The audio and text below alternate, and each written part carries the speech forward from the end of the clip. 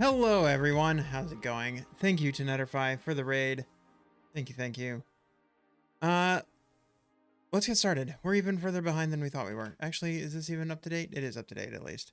So we're still further behind than we thought we were, but it's it could be worse.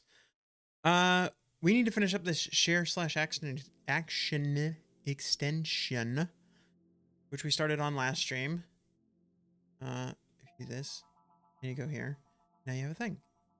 But we need to do some like air handling, because I'm pretty sure that if I do this and I do this, I do this, yeah, we should get that. Just not ideal. And then yeah, some other, like if it's gonna take a while, we want to have like a loading screen. But yeah, I think that that's what we're gonna work on tonight, and then see if maybe we can pick up some of the other stuff. I'd like to get the new app icon in here, which I had somewhere. Add new bark app icon. Yeah, let's do that today too, so that I can get the next release out. Hello, Coach Connie. So that if I get the next release out, then I can have the new app icon. Oh, here comes Mocha. Hi, Mocha. Mocha's here. Oh, and she's kicking the phone on the floor, isn't she? Yes. Hi. My phone is dead right now, so we're waiting for that to charge as well, because we can't do too much without it. Anyway, let's get back to that app extension and go look at the extra pieces that we're building. So what we have not built, we go into our share view. Hi, Mocha. Thank you for sticking your butt right in my face. You're the best.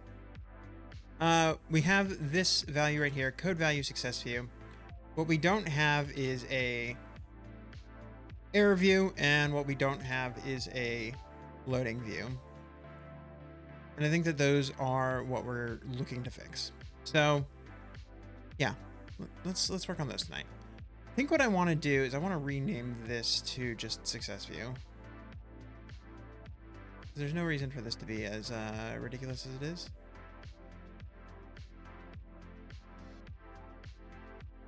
Mocha, hi. Yes, you're sweet. Of course it's a code value success view. What other kind of success would we have? There we go. Got that.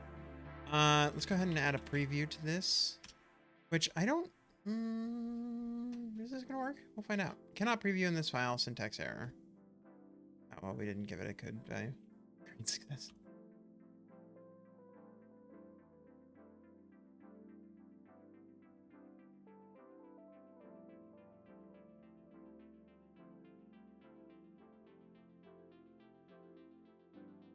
I still hope that hardcoding.m everywhere is not going to come back and bite me in the future, but we'll find out. Embedded binary. Oh, we still need to fix our code signing. That's going to be a problem as well. I'm not sure why it's happening right now, but that is going to be a problem. I am very confused as to why this isn't working, because this is a public static. What is .m? That's a great question. QR codes have 4 different possible correction levels. QR code format. This is a great website that I've been looking through to figure out what the like how to draw a QR code, because I think I'm going to need to do that eventually. I don't think I'm going to do that for this release, but I think I'm going to write my own QR code renderer eventually. But there are 4 levels of error correction, and they are called L, M, Q, and H. And yeah, I've just been hard coding the M level, and it's basically how much of the QR code can be screwed up and you're still able to read it. For me, it only matters when I generate it, and I believe we may not even be using that for real. We might be. It actually might be the thing that we're using. QR generator? Yeah. We get this, yeah, okay, so we get this QR code generator and we give it a correction level, and that is what Apple generates for us. But yeah, I have not been...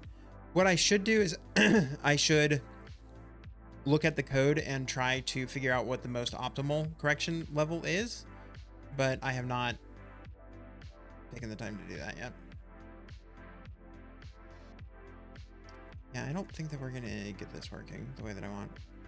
Previews cannot be hosted inside com.apple.share services app extensions. Boo. Maybe what we want to do is we want to do something kind of like we did with widgets and move all of this stuff out into a separate contents extension and handle it all through there. I think we might do that. What all have we changed right now? We've only changed this and this. That's fine. Okay. So what we did here. Okay, so yeah, let's go ahead and do that. What we want to do is we want to just go into our widget contents folder. Sorry, file. This is the other thing. I don't remember. Was it BitSpectre who was asking? No, it was somebody in the Discord who was asking tips and tricks to making previews work better. This is another tips and tricks to make previews work better, is to just self-contain everything. We're going to do this. We're going to go do a share contents.swift.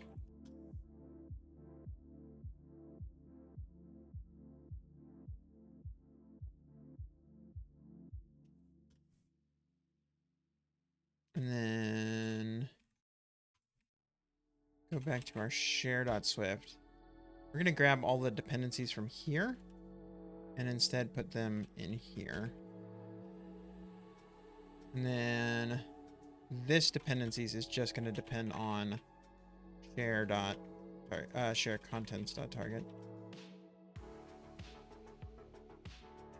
And then last but not least, we need to go, we're going to hugify everything as an anti-pattern.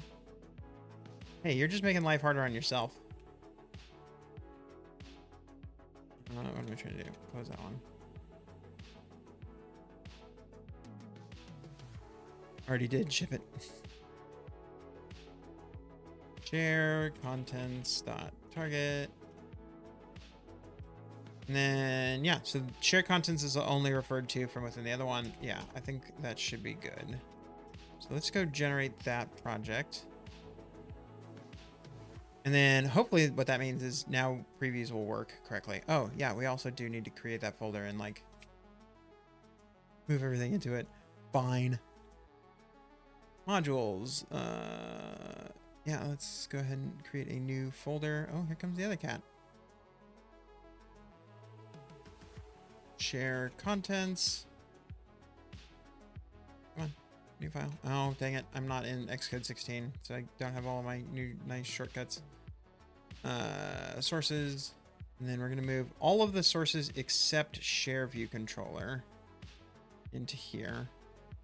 And then I don't know why I copied them. That was dumb. Share view controller is still going to work the same way. It seems the only thing that we need to care about. Oh, we need to move these environment values too. New keyboard shortcuts added to Xcode 16.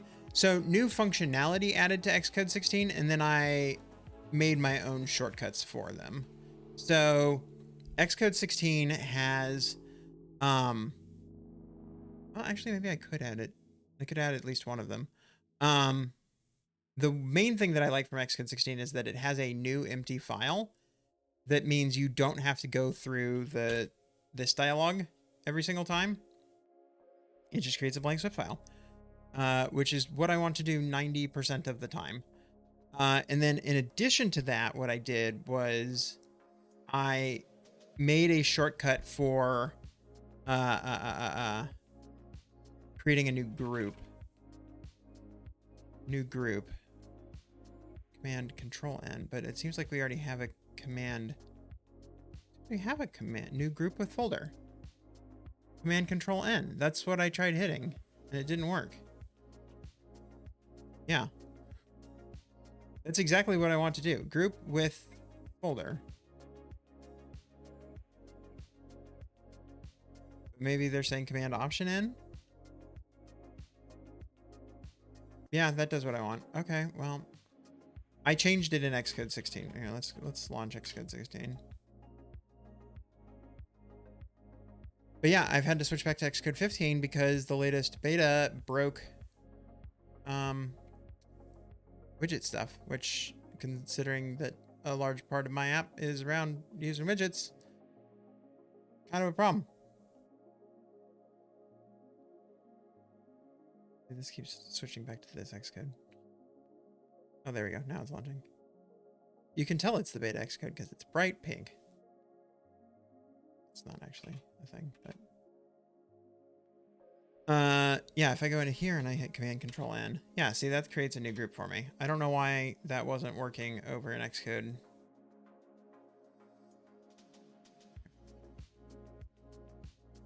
Xcode 15, new group. Okay, so in this one, it's just new group, Command Control N. So that's probably what I did it to. And then there's new file, new empty file is Command N. And then I made new file from template, Command Shift N. And so, yeah, I get a little bit more control from over here. This one is saying it's Command Option N in Xcode 16. I wonder if I can change that. Boop, boop, boop. Key bindings, yeah. New group. Let's just go ahead and make this Command Control N. Command Control N. Modifier control is reserved for alternates. So yeah, I can't really do that. So that has to be Command Option N. Which is a bummer. I don't want that, but whatever. You know what? It's not worth it. We have our sources folder. We don't have any resources folder, which we probably should have. Yeah, because we just hard-coded the word loading in here. We should probably change that up, but we'll do that in a minute when we actually have our thing. Can you export keyboard shortcuts from Xcode? There is a file for it somewhere. I don't 100% know where it is, but there is a file for it. And so what I have in my, not CocoaType, ArcLight, Chamois. Yeah, if you look in my Chamois thing, I have my color themes in here. It's probably in here somewhere. Private library, developer, Xcode user data, font and color themes. So if we go into developer, no, library, developer, Xcode, user data, probably in here. Key bindings, yep, right there. Default.id key bindings. Which makes it even more interesting to me that those two aren't shared across Xcode. Like, why did that not change? But yeah, that is where they are. And then you can, oh, you can just select them from here and it'll show you where they each are. But yeah, that's how you do that. And then yeah, you could, in theory, use a tool like Chamois, which, hey, that's a great tool. If any people are not familiar with it, chamois.io. It just helps keep all of your dot files in sync via GitHub or via Git in general. And so I have a bunch of stuff in here. This is all public. Mostly my Emacs config, some PowerShell configuration, my Xcode themes, my terminal themes. Wait, no, what is... Oh, this is terminal. This is iTerm2. This is Z Shell config, and this is another terminal specific thing that allows me to have fancier colors, basically. More colors, not necessarily fancier colors. Access to different colors rather than just the default like 16 ANSI colors. Anywho,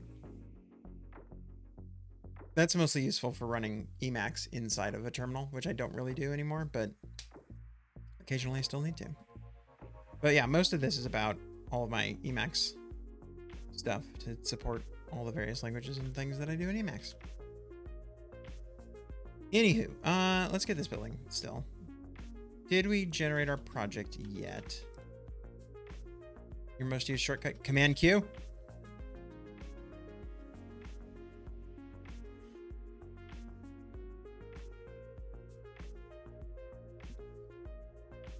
I knew it was coming.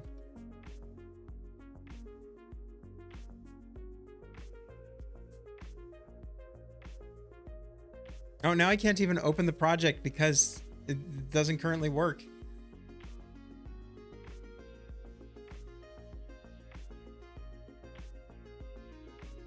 I think that should be it though. All I needed to do was remove the resources. Okay. So now does this won't build. I know this won't build. But does it not build to the level that I expected it to not build?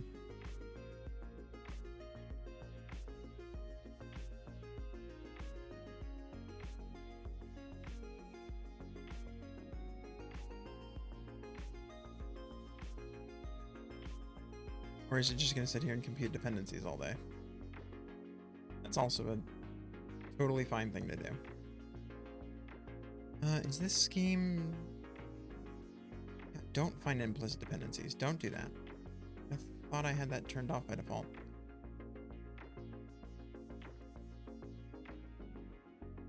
Maybe I have that turned off for the default one. Oh god, everything's broken now. Provisioning? Who wants to provision? It's got to connect to my Apple Watch. Okay. This is closer to what I was looking for. That's good. All right. We're gonna turn off the other thing. Do not find implicit dependencies. Build. Okay. Generic parameter T cannot be inferred. That's a thing that we haven't moved over. That's fine. Okay. That's this. We need this environment key moved over. So we're going to go into share contents, sources. Oops. Yep. See, extension, context, environment key. Everyone's executed like cannot find Peter's watch to provision. Please get closer to him. Zoop. I think that needs Swift UI. That moves that into there. Oh, you know what I need to do is I need to make sure it's in the right folder, and it is. Sweet. Okay. And then this one is just like cannot find share view, which we can fix by making share view public and presumably making its init public and making its body public and then importing it.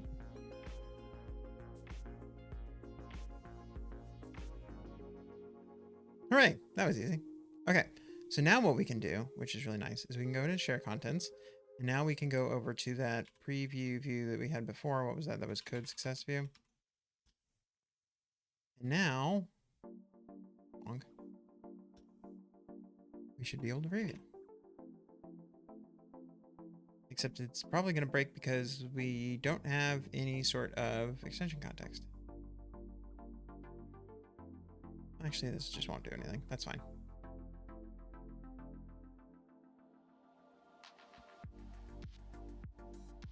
We don't want it to do anything.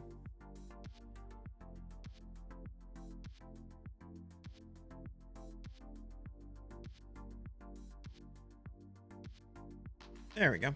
All right.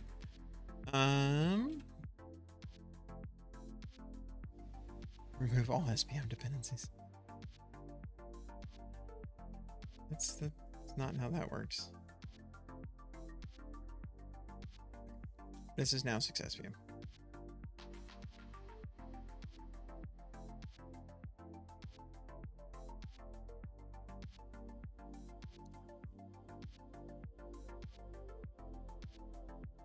I mean, to an extent, that is kind of the deal, which is you want to stub out as many of your dependencies as you can.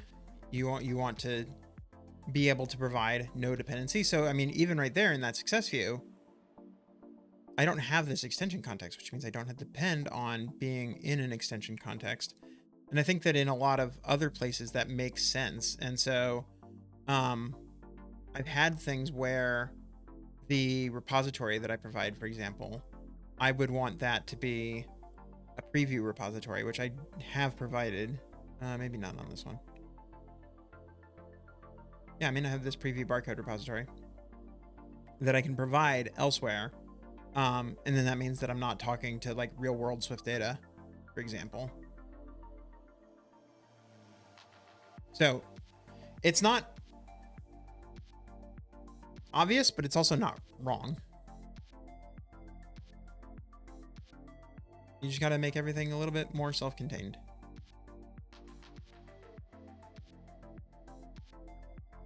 General separation of concerns. Anyway, there's our success view. We're done with that. Everybody's happy. Now let's go build our error view. Now what I'm... yeah, I'm not entirely sure how I want this to look, but that's okay. We're going to just get started. Error view. On one file, let's go. No, Peter, don't do that.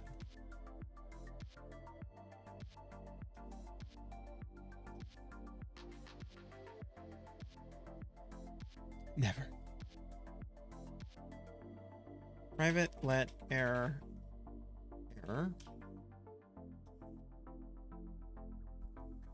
Hello, Raycat Whodat.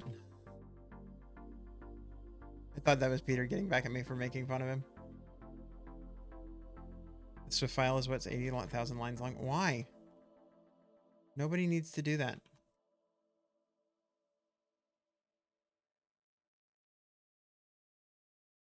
Yeah, I was like, oh, I'm gonna insult Peter, and then immediately the app is gonna crash. That's not true. That was Raycat Whodat. Okay, error. We need to give it an error of some court. Of some court? Of some court. We need to give it an error of some court. Share error dot no code and image. Your PsyOps is working well. It's always correct to crash Xcode? Nice. I mean, it's thematically consistent, at least.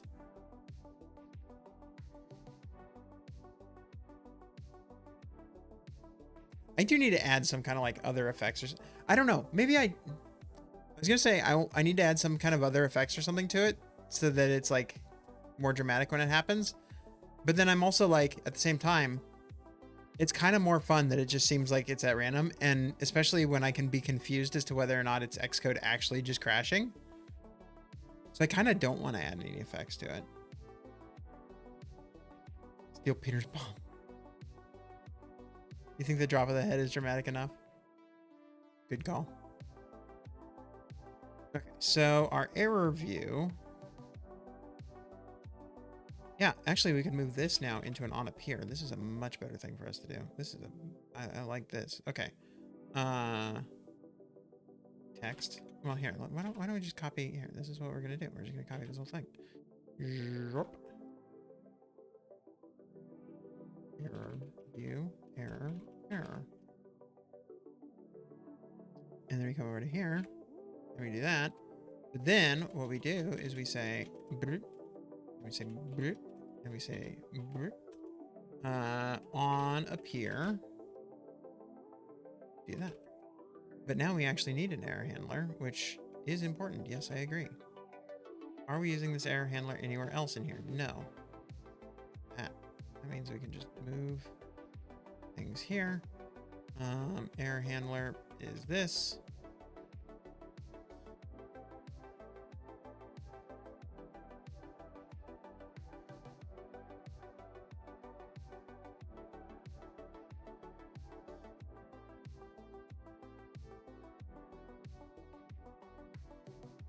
Did we break the unit in here? We totally did. Well, we actually don't need that. Yeah, we can just drop this. And then just do that. And then do that. And then we have our any error handler in here. But that means we need to import error handling. And we need to go back in here. We can delete that. We can get rid of that. We can do that. And now does it build? Closer. You don't need that. Hurrah. All right.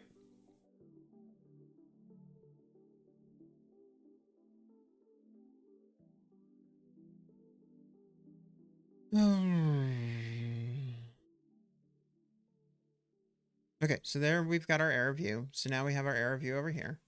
Build and run this. Hurrah. Okay.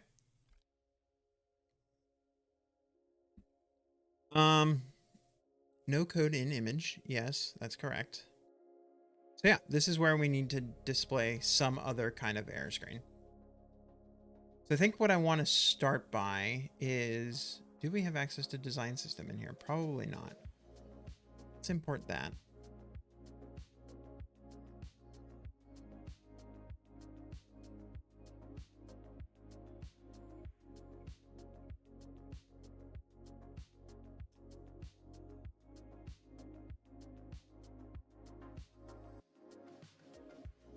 And then in design system, or in here, we can import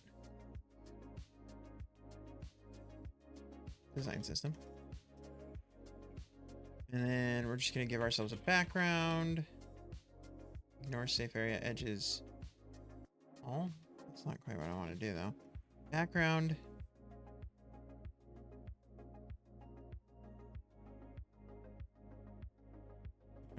Dot. Group. Oh. Thank you. That's entirely what I wanted. That's clearly not right. Okay. How are we gonna deal with this?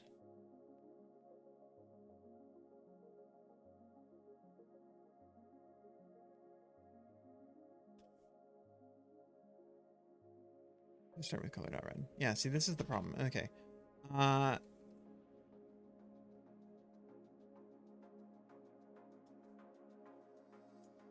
that's not doing anything.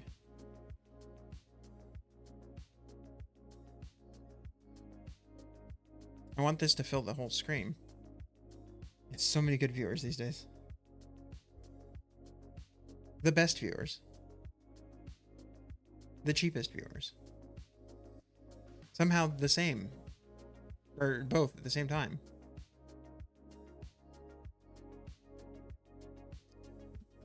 Why am I blanking on how to make a background at this time? Should I just do it this way? Should it just be color.red? Ignore safe area. And then just overlay this. That seems like a dumb way to do it.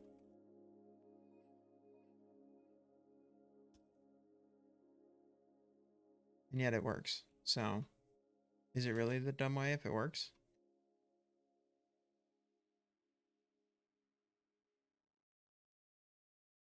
Okay, what I want to do is kind of just have some text saying an error occurred.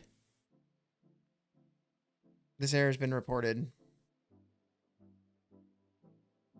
If you continue to run into this issue, email so-and-so.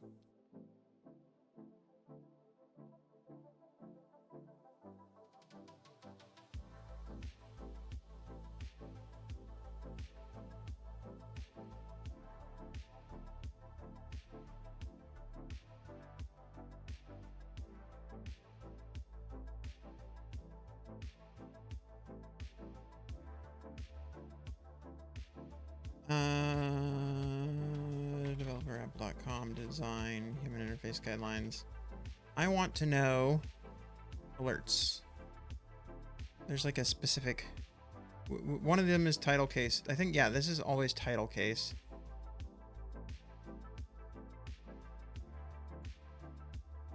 They used to say that, yeah, this was always title case and the other one was always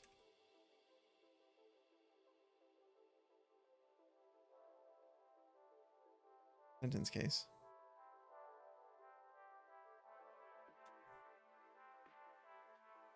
Use sentence style capitalization. Okay. If the title is a complete sentence, use sentence style capitalization and appropriate ending punctuation. If the title is a sentence fragment, use title style capitalization and don't add ending punctuation.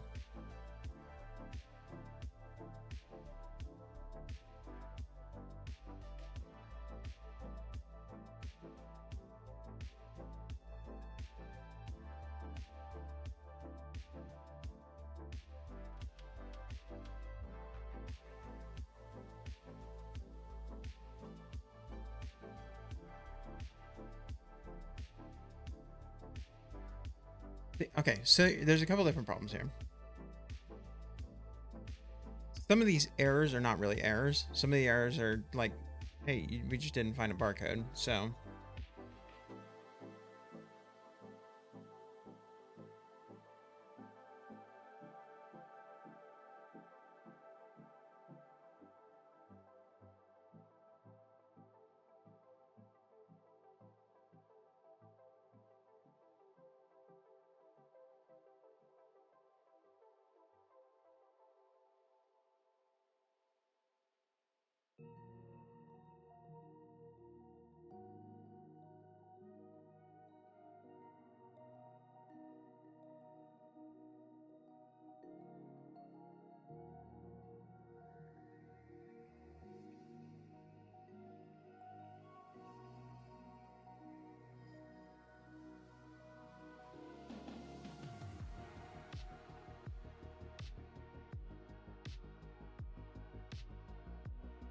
There's a way to do markdown in here, isn't there?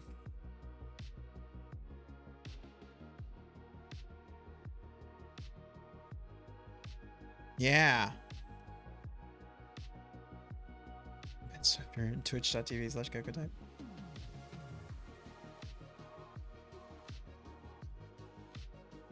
There we go. That's basically what I want. Except for I want this should be just bold. Long. There we go. And then maybe a little bit of extra space here. Spacing 14. Can we just spacing 8? Hey, there we go. And then maybe like a max width for this whole thing.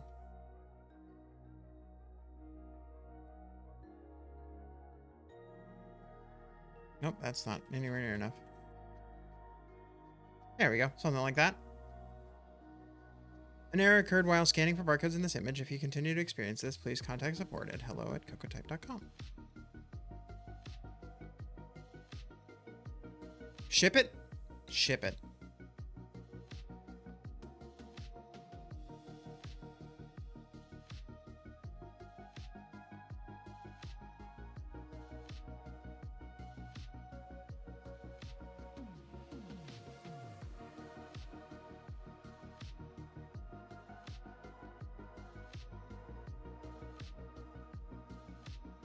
Localize it, then ship it. Yeah, exactly. Good point. And it was string. You know what? We're just string. And it's not just localized. We also need to support multiple different error types, which we will be doing here in just a second. Private let string.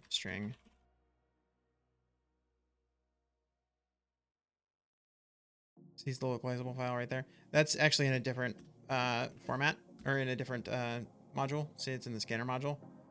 But yes, we will be getting there.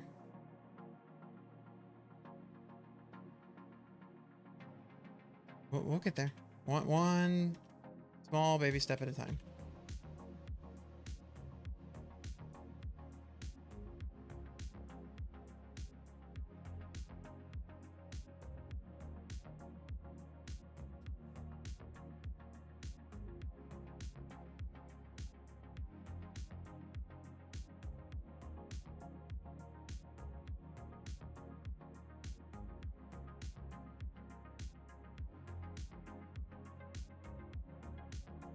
Oh, that's no fun.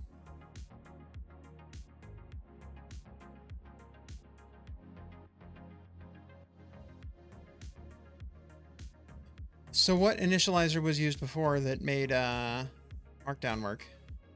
That doesn't work when we convert it to string.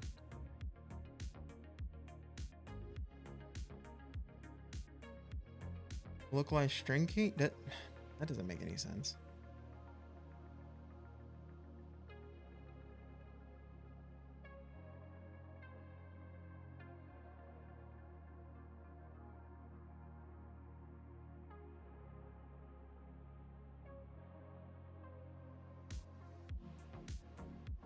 Yeah, that should give you some information, Ray Cat, about what's going on here. We are building a new app for the Ship-a-Ton Hackathon by Revenue Cat. Hold on. We're going to go to the internet. Trying to ship an app by September 18th. Does it need init your string? 1,300 participants. Yeah, it definitely seems like it's a competition. Sorry, Mono, what are you saying? Does it need init with your string?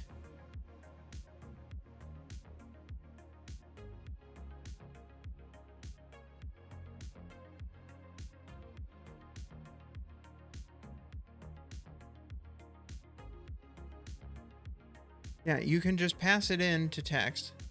Text.init with string. No, that's not it.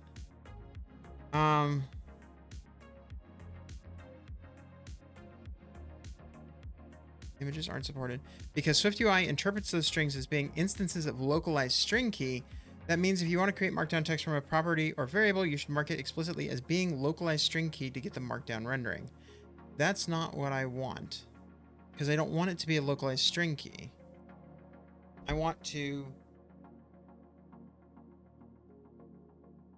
format it some other way. So this is not going to do what I want. We'll figure it out. It's just not. Does attributed string have a markdown initializer? I think it does. Yeah, look at that. That's definitely what we want. Let's just do that.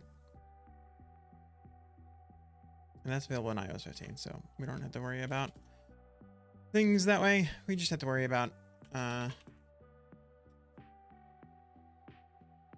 doing that formatting. That's fine. Init with a string. And then, yeah, we're going to turn that string into an attributed string. So var attributed string. Attributed string. Markdown. Yeah, look at that. Failed to build. I'm aware. That's because I misspelled this.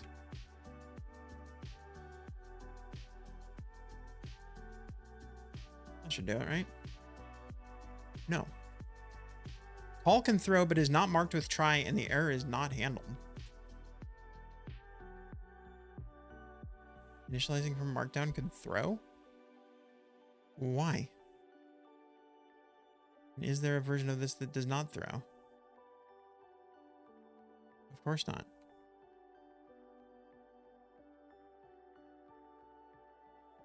Boo.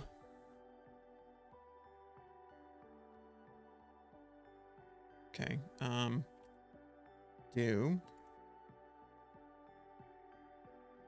Because we can init with a string without any problems, right? Okay. Do. Try. Catch.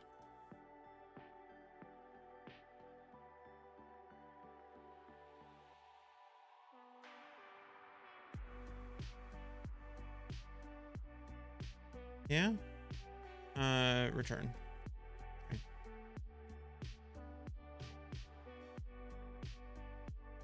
There. So we're going to try to get it in Markdown. If it doesn't render in Markdown, then we give up and we do something else. However, it does seem like we're having exactly this problem. String, describing, error. It's just not rendering. Fine. Oh, I know. How about we try passing in the value that we just committed? There we go. All right. Okay. That does what we want. An error occurred while scanning for barcodes in this image. If you continue to experience this, please contact support at hello@cocotype.com. Now, you swear yours works though? You're 99% sure? You want me to try it? I don't believe you.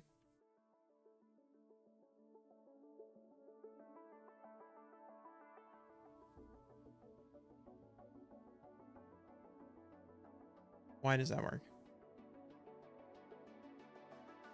I mean, it creates a localized string, but I don't, this is the problem. I don't want a localized string key. Because I'm pretty sure that if I then do that, what I'm going to do is I'm going to create a resources folder, and I don't think it'll allow me to pass the right thing in. Either way, it is incorrectly typed. You don't want to be passing in a localized string key that is the full string.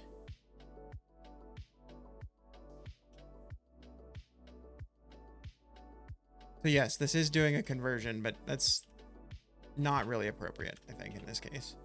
Well, Dev, hate to something, do it, but you gotta sleep. Have a great stream. Good night, Compile Dev. I'll see you tomorrow. I still owe you an upload of my thing. I'm sorry. Today went off the rails. I gotta do that for you. I promise I will do it as soon as this stream is over. But yeah. See you soon. Have a good evening. Hopefully, yeah, tomorrow's not too bad at work.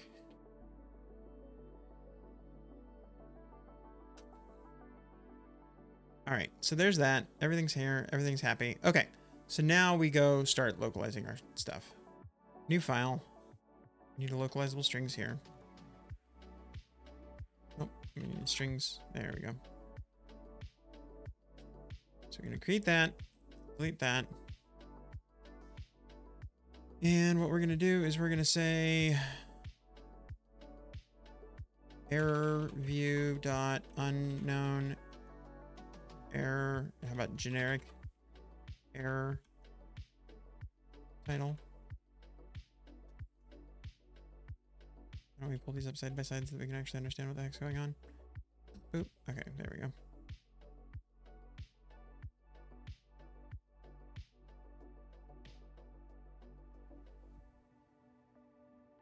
Error view dot generic error message.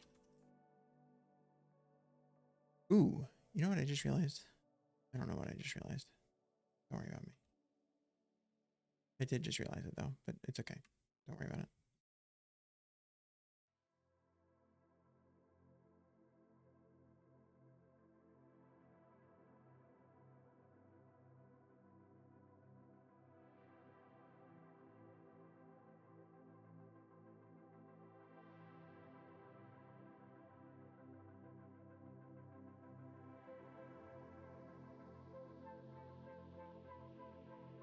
There's a problem we're going to run into, but it's okay.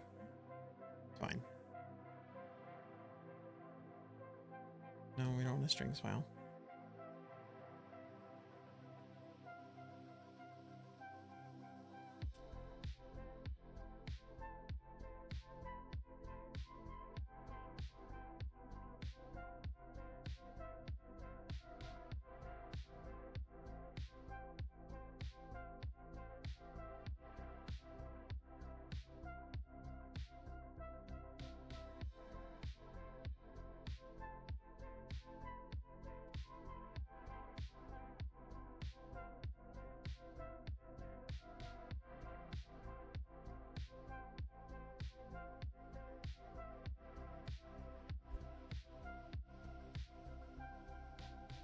All right, so let's do this. Message for a generic error title for a generic error. Markdown rendering is pretty good with SwiftUI. Is there an easy way to render basic HTML tags for text, or is there not a built-in way? You used Attributica to build that annotated string. Yeah, I don't think there's really a good way to use HTML tags, unfortunately. The one that I used to use was Bonmot. I don't know how to spell or pronounce French, so you're just gonna have to deal with what I said right there. Bonmot, French for good word. But this predates the attributed string stuff, so it may no longer be appropriate. But this is what I used.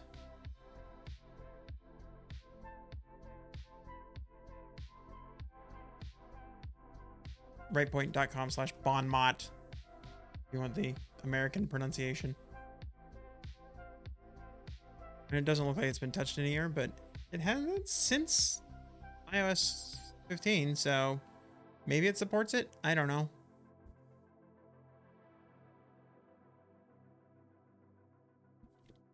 But yeah, this is what I used to use, and it's actually pretty good.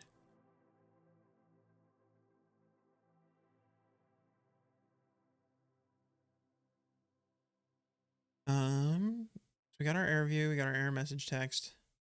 Sends back product descriptions with some basic HTML tags. Yeah. Always fun.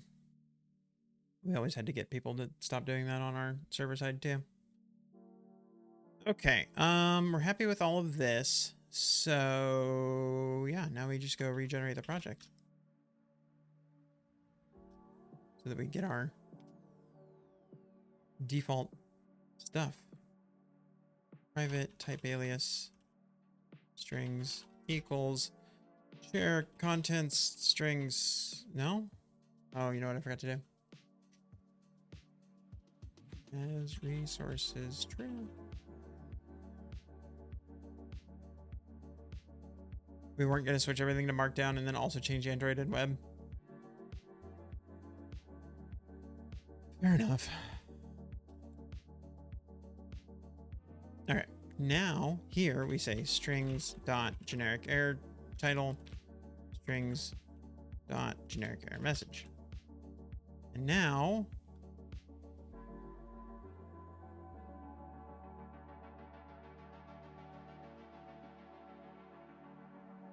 there we go. Like, where is it? Hooray! Okay.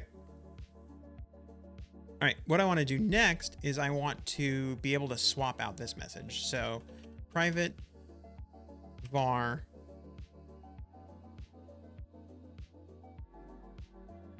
actually, you know what I want to do? That's what I want to do. No.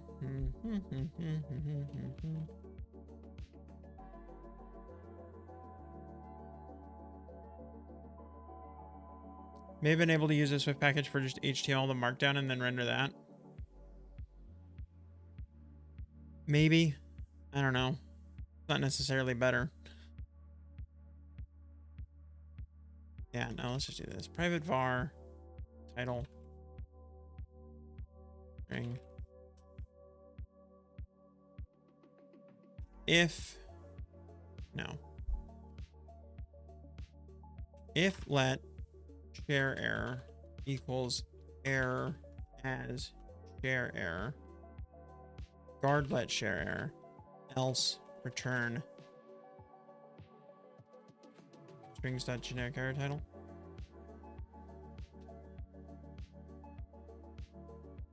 Switch share error, and specifically no coded image is gonna get something special. Everything else is gonna not.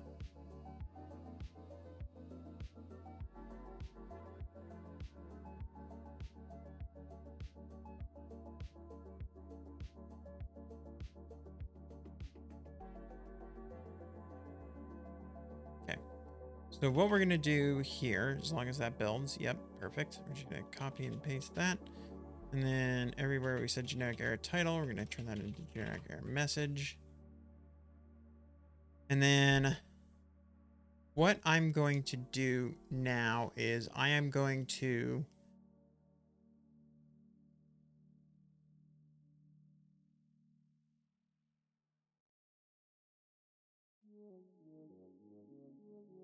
hold on, let's move this over here. So this is going to be title. This is going to be message. Is it still going to work? Nope. I'll bet I named that part. Yep. Okay, that's fine. So now let's go write some new content for the missing image or no code message. So message for no code error. Error view dot generic or nope, no code message for an error when no code is detected.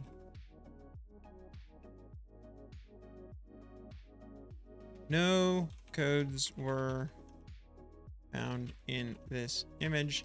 If you think one should have been found, please contact support, blah, blah, blah. Gotta get that. Okay. Title for a generic, for an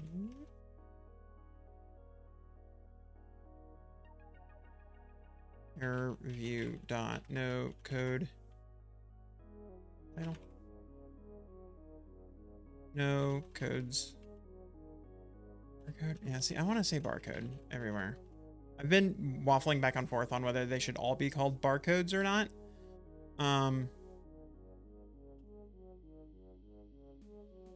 Because QR codes aren't really barcodes. But then at the same time, like, close enough that people don't actually care about the difference.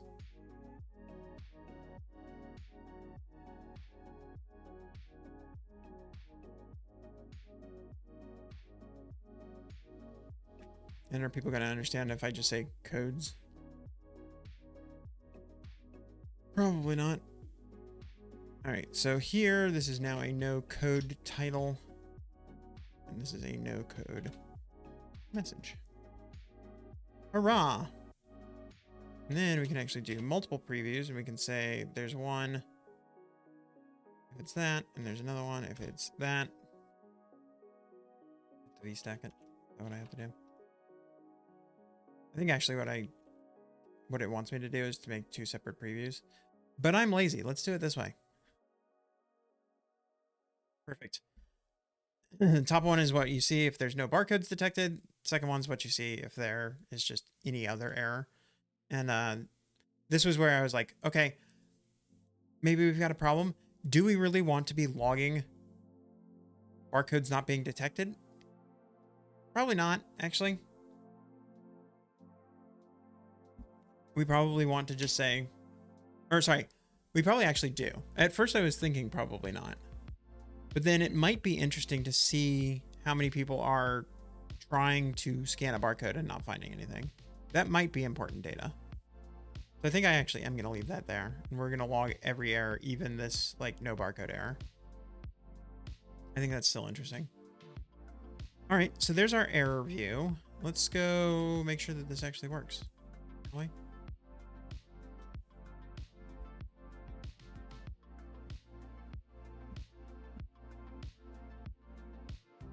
I've really been streaming for almost an hour already.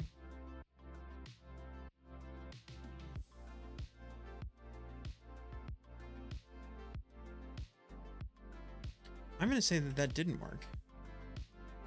Although maybe it's just slow. Yeah, I think it's starting up the debugger. Yeah, there we go. No barcodes detected. Sweet. Okay. That is, in fact, exactly what I wanted. Let's turn off that as well. I mean, we did say don't debug the executable, so I don't know why it took so long to start up, but...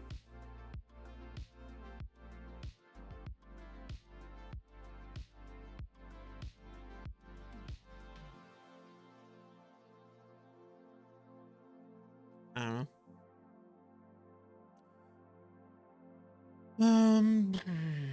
Yeah, I guess that's working.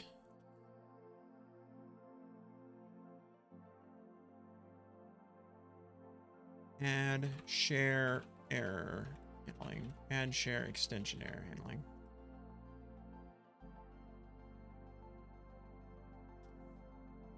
All right, I'm gonna push this up, and we're gonna make sure that it builds and everything on the server side. Oh, it's not going to. Never mind. Just kidding. Well, it might. It's not ideal. The thing that I still need to fix is this code signing error. So let's fix that first. Oh, I know how to make it fail. We need to be building for device, which is this phone still not charged? There we go. That's fine. It's just not hooked up.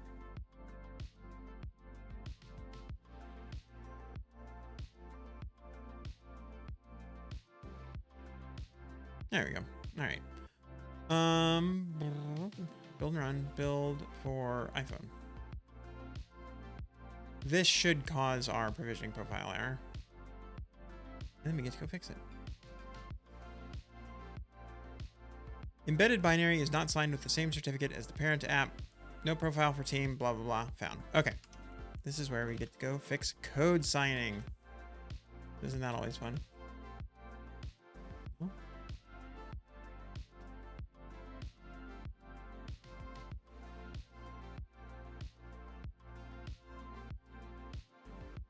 And then I think I actually added a thing in my fast file for this.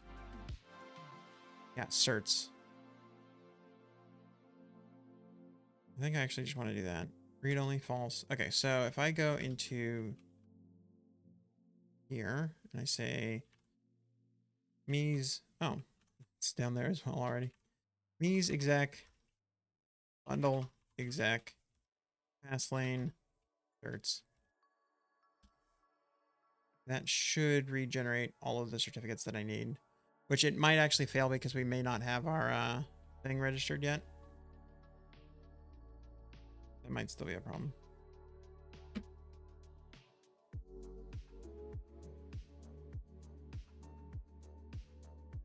My keyboard appears to have 2 6s, which I don't know how that happened. It was not like that before. Yeah, couldn't find a bundle identifier com cocoa type by share. So we need to go add that.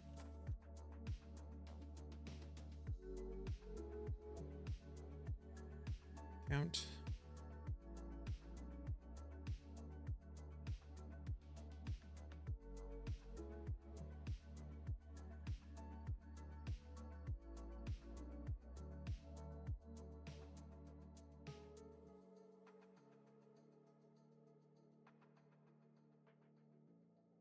Apple, I would love to use passkeys. I just use 1Password for my passkeys, and for whatever stupid reason, Apple.com is the only thing that doesn't accept passkeys from third-party providers. Hey, Uno Brandon, thank you for the cheers. Thank you, thank you. I really do need to add that cheer overlay. But yes, thank you. Keep on grinding. Oh, I am. Identifiers. And look at all of these dead projects. So many dead projects.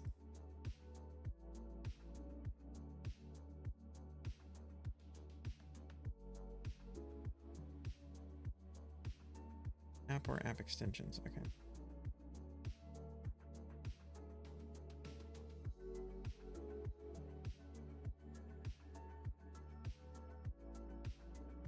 Oh, we're also going to need to do this. Hey, thank you for the follow, Mark L. Townsend.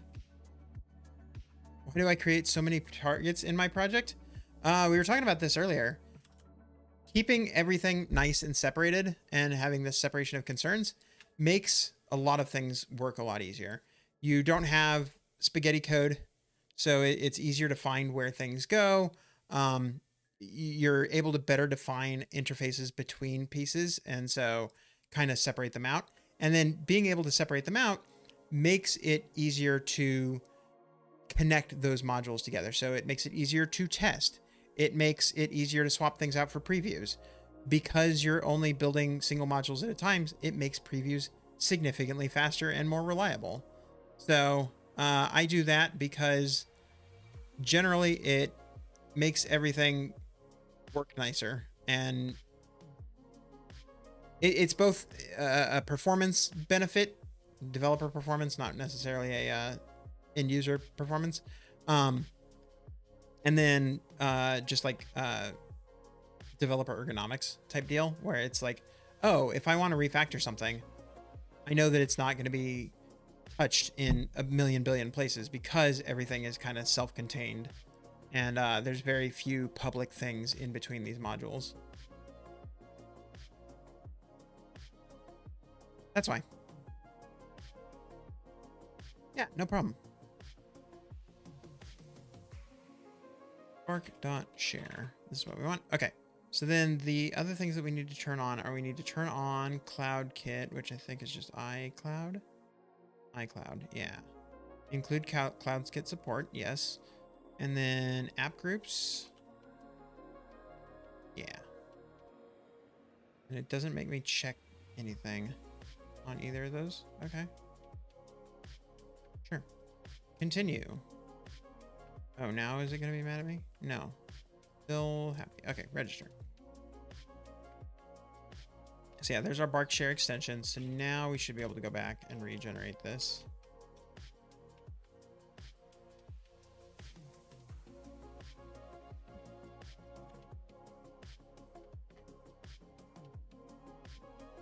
All right, registers all of that. Everybody's happy here. Nope. It's going again. It's doing the App Store one now. Okay. So now if we go back into Xcode, it should notice that those projects are there now. Finding capabilities. Provisioning profile doesn't support the push notifications capability. Whoops, I did forget that. Doesn't support the iCloud com.bark.cocoa type iCloud container or the app group. See, I thought that there was something that I had to do to specify those app groups. Why didn't I? And yeah, let's go ahead and turn on the extensions as well. Yeah, see, now it wants me to configure them. Why didn't you ask me to do that when I was registering this? Hey. App groups. Yeah, we did that. And then, yeah, push notifications was another thing that I wanted, but we'll do that in a second. Bark. And push notifications. I did forget about that. Do I need to configure something? I don't think I need to configure anything there. I think I can just save that. Invalidate existing provisioning profiles. Yep. Okay. Good there. Do I need to just go delete that? It just says invalid, so Fastlane should be able to figure that out.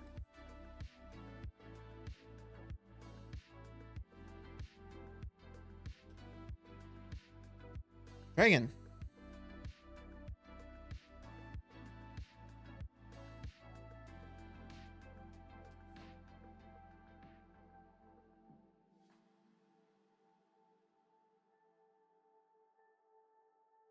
In-app purchase.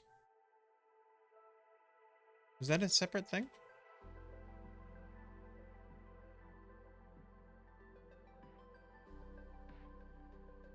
Was that in there? Is that what you were saying? Oh yeah, in-app purchase. It's checked by default for some reason. It's just a thing that you always get. All right, now is Xcode happy? Yes, yes, Xcode is happy. Can we build?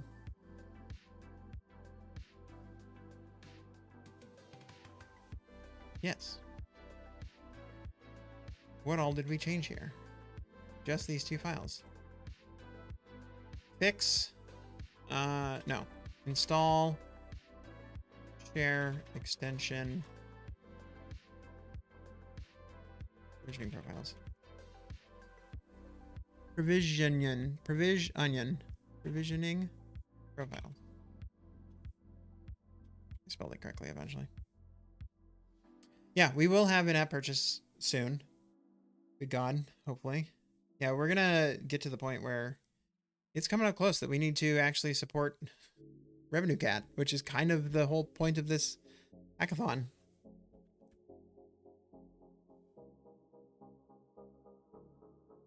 We'll get there. Okay. Last but not least, let's finish up this loading view.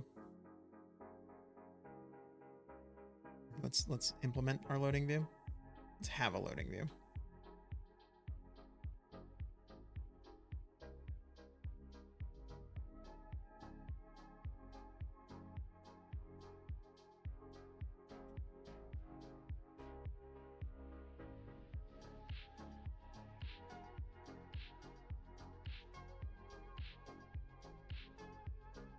Threads is recommending my own things to myself. Remember that app that was simply 10,000 to purchase and did nothing?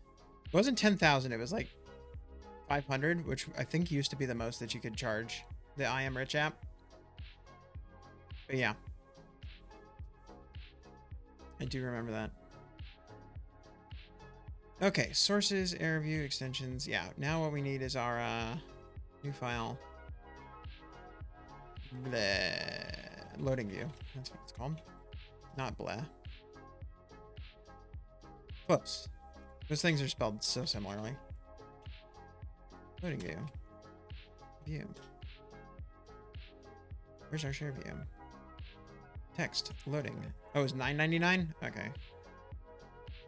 For some reason I could have sworn that it was actually like it was pretty low overall. Loading view. Does not need anything. I think really all I'm going to do with this is I'm going to give it the same background as we have on the error view. Yep, come on. But then the overlay that we're going to give it is just a spinner. 8 people bought it though. That's more money than you've ever made on an app.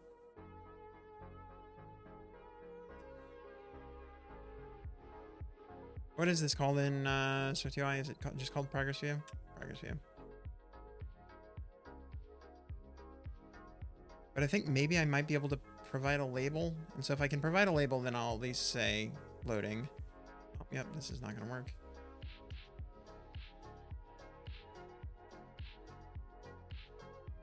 There we go.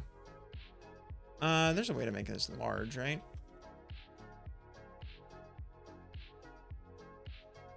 That's too small.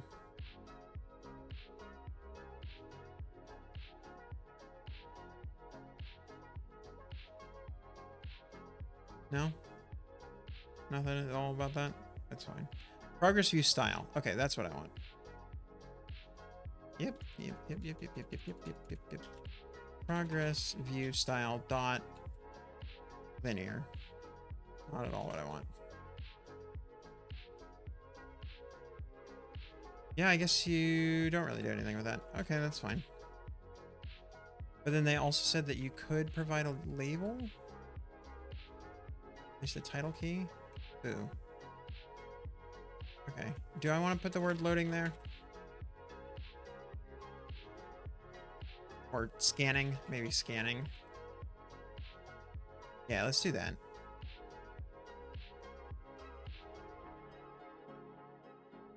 Loading view dot label equals scanning. Text displayed to users while waiting for the image detection code. Sure.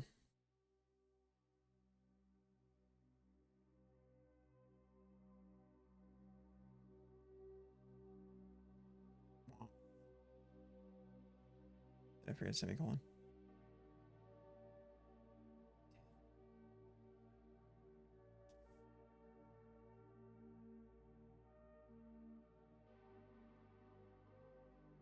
How dare we forget semicolons in this day and age?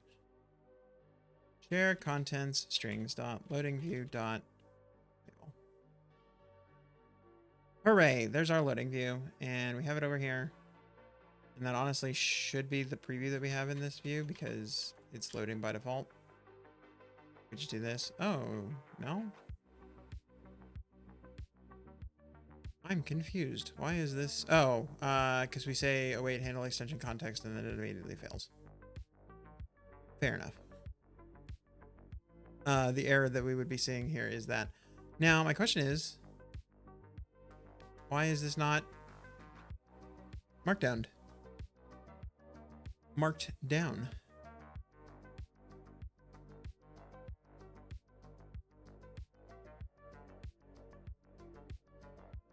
When it is over here.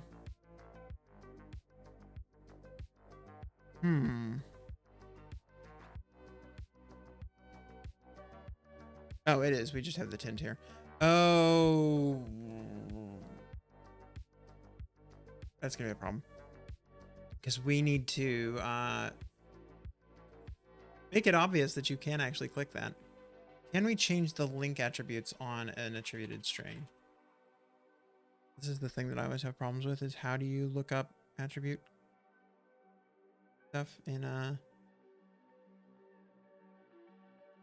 UI kit attribute scopes? Yeah, okay. Attribute scopes, UI kit attributes. Okay, but we don't want UI kit attributes. We want Swift UI attributes. Attribute scopes, Swift UI.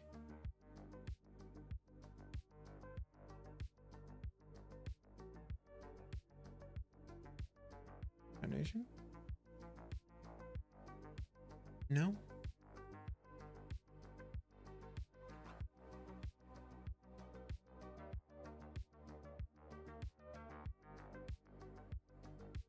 Because I can provide underline style, but I want to provide underline style only when it's link. Swift UI attributed string link attributes.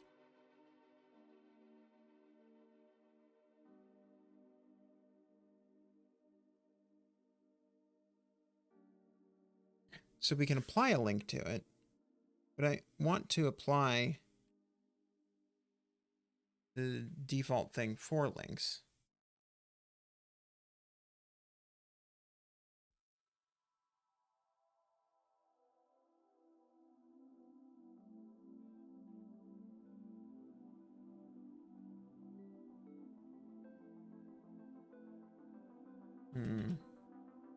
Maybe this has more to do with our markdown parsing. Where is error message text? Yeah. Attributed string markdown. I remember it allowing us to pass in some kind of options, so maybe that's part of it. Markdown options. Markdown parsing options. Allows extended attributes. No.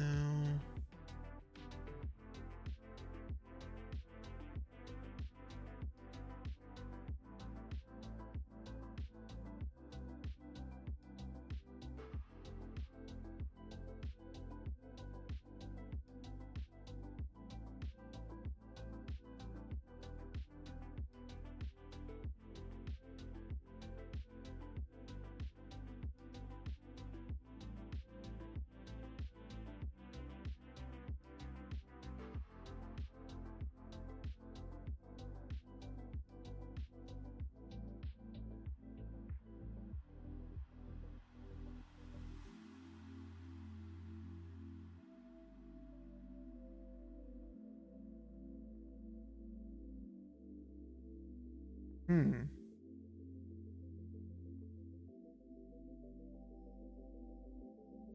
If your source string includes custom attributes defined by conformers to blah blah blah. No, that's not really the thing that I want. The attribute scope's key path that identifies an attribute scope to associate it with the attributed string. Not really a thing I want either. Yeah, I guess there's not really a way to do this. That's a bummer, but at the same time, it's also like... It just means that it is tappable if people know that it's tappable, and it's not if people don't know that it's tappable. I mean, it's not ideal, but... I also don't really know what to do about it.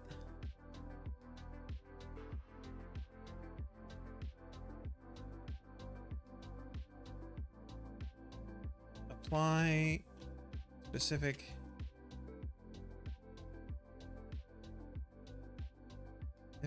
attributes to SwiftUI Markdown first. Attributed strings.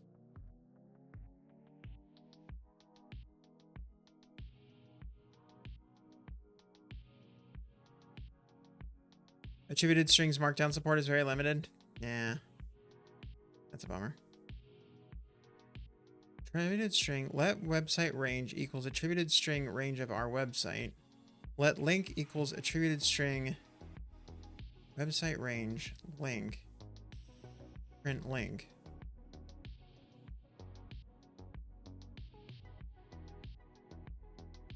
I mean, yeah, it is parsing the markdown correctly. I just want to be able to provide, like, here's how you should format this thing.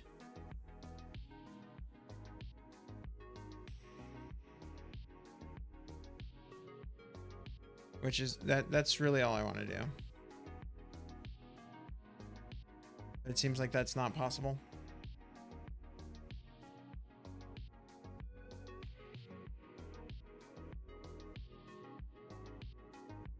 See the latest with an attribute scopes foundation attributes inline position whose value is emphasized, whose value link attribute whose value is a URL. So yeah, I want to change things where there is a link attribute. That's really what I want to do.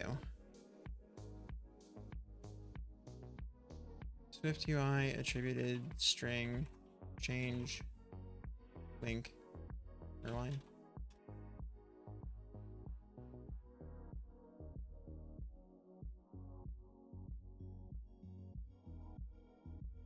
You can search for link runs in the attributed string and based on their ranges, modify the attributes of the main string. Okay, this might work. Try attributed string markdown. Okay, we got that. Text.runs.filter where the run link is not equal to nil for each of those runs. Change the underline style. Okay, I can work with this. This sounds promising. Using underline color had no effect. That's interesting, but I don't really care about that. All I care about is making sure that it underlines it. Do that, and then let's go ahead and tint this so that we're able to tell our problems. Oh, also we want...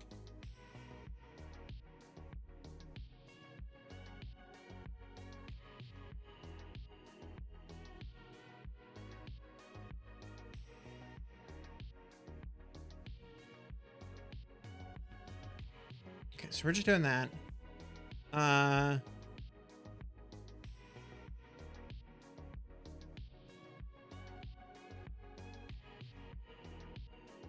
Yeah, I don't want to use the library for this.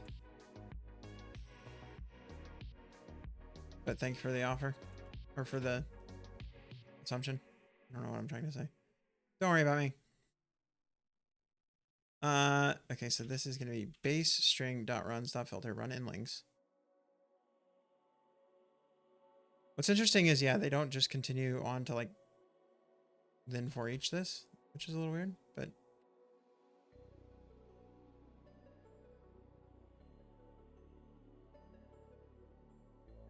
you also don't want to use that. Dot for each run in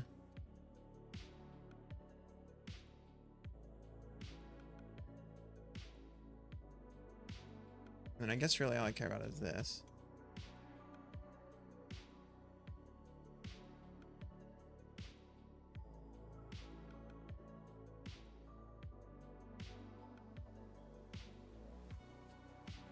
Why is this failing to build? I don't care about that part actually. Base string subscript is get only. Cannot assign through dynamic lookup property. Subscript is get only. Is that because this isn't a var? That's it. Okay.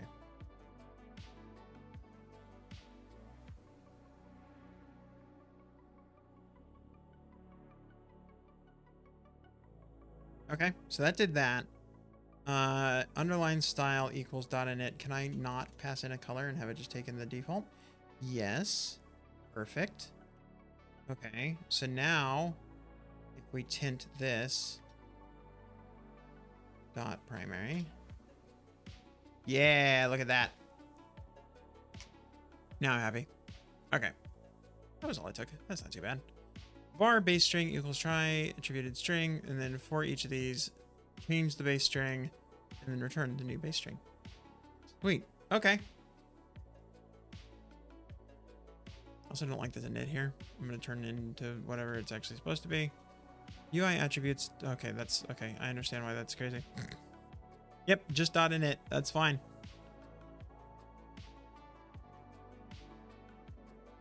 All right.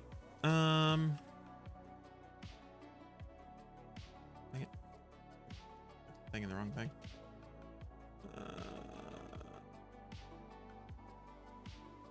Add loading view and fix link underlines. No, that doing a commit with two things in it. Also, I'm realizing that I don't think I fixed that correctly, did I? No, I did. Okay. I was gonna say I don't think that I did this, but I did. All right.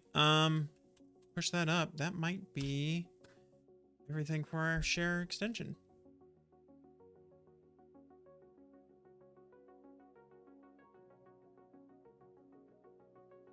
All right.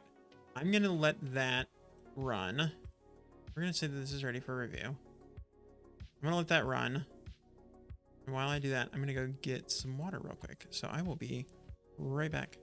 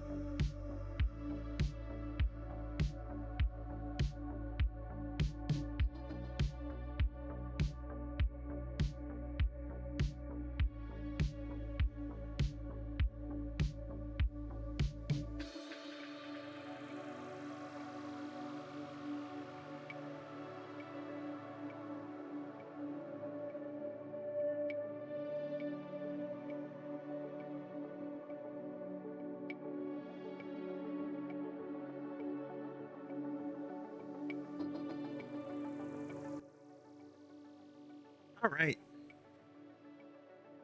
It looks like we are ready to go. This is all done. Let's merge it. Let's get that out of the door. All right. Share action extension. Done. Onboarding is next. We're not doing that today. Library empty state, delete codes, add new Bark app icon. So definitely adding the new icon. That's an easy one. Let's do that. So that we have a new build out ready for tonight. Which you can get if you're in the Discord.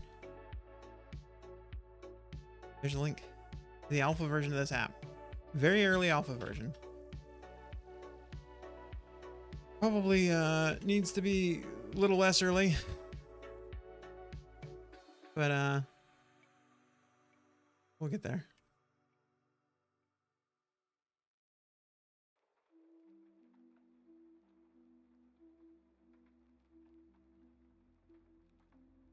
Or you can do like Mono does and just have it a completely different phone solely for your barcodes.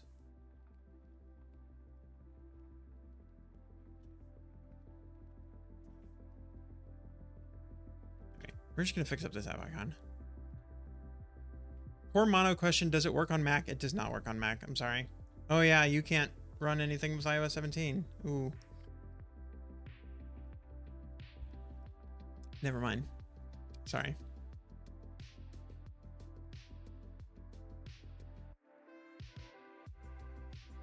Do I have this already exported somewhere?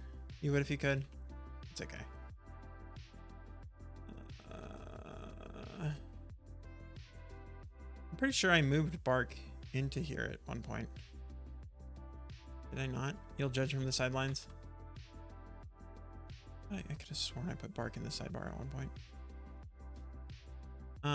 That is the new icon. Okay, so all we need to do for this is gonna be easy. This is gonna be the easiest takeaway we've ever done. Watch this. We go into app, mobile, resources, assets. Here's the old app icon. Ugh, gross, ugly, terrible. New app icon, brilliant, love it, super good, thrilling.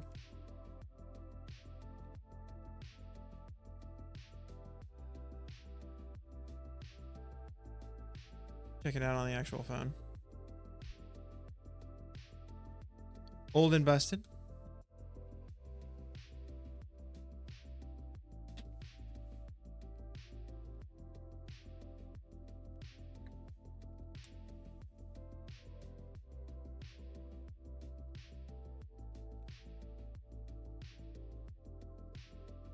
Here it comes. Here it comes. Here it comes. Oh, did you see that? Oh, hey. Also, it automatically did the dark mode icon.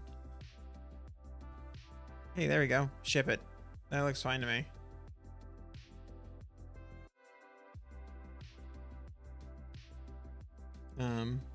But yeah, what does this look like if we don't have it in dark mode?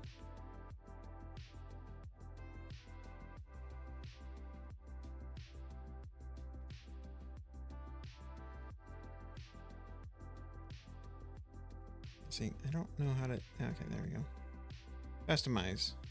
Light mode icons. Yeah, there we go. Perfect.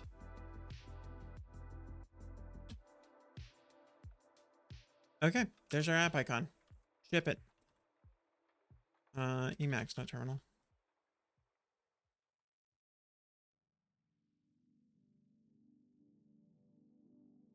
Replace. Bark icon. Place app icon. Maybe you can pick up a 14 when the 16 comes out.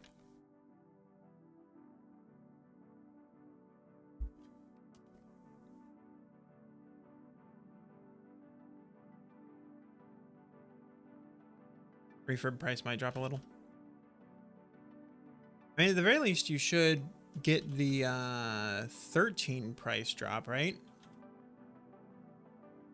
How many years back do they go right now?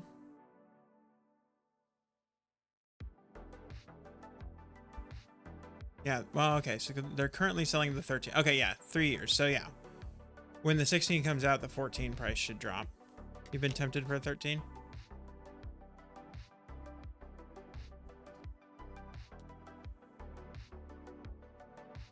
So yeah, they'll probably have the 16, 15, 14 line next year. Or sorry, in September, in 2 weeks.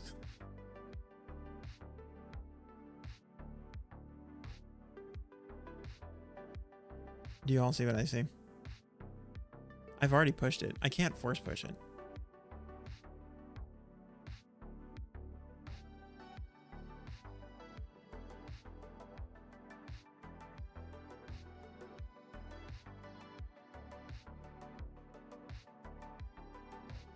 I just have to live with that forever.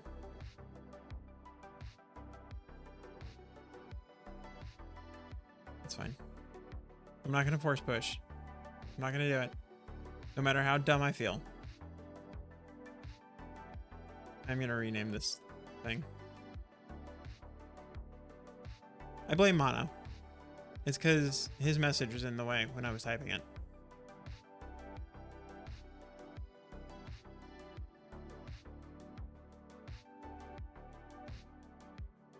Almost compelling to get the 15 for USB-C. I mean, it is pretty nice.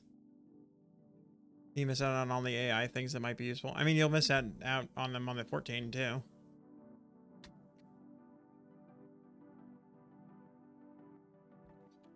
Just go straight to the 15 Pro, Mono. Come on.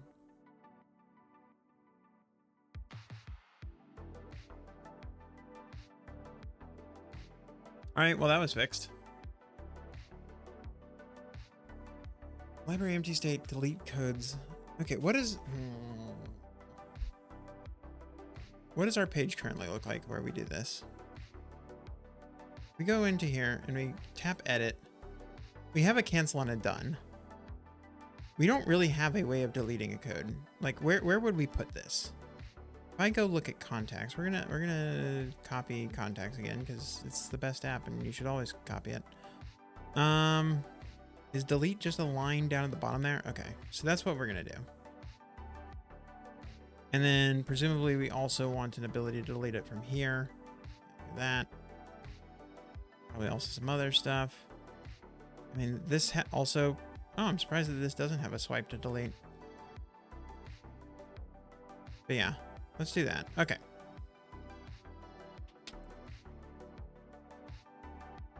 $13 is $629. 14, $844, 15 is $1,200, 15 Pro is $1,400. How did we get from $629 to $1,400?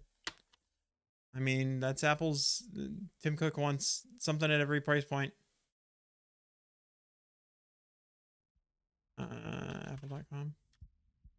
Revisit in October once the 16s are out, yeah. Well, I mean, they should be out in mid-September. Why did I go to Mac? That was dumb. Okay, what are the price points here? In the United States. Pick your favorite color. Red, obviously. Duh. 128. Starts at $599. The iPhone 13. And then, yeah, if I look at the 15 Pro. You were looking at the Refurb website? Oh.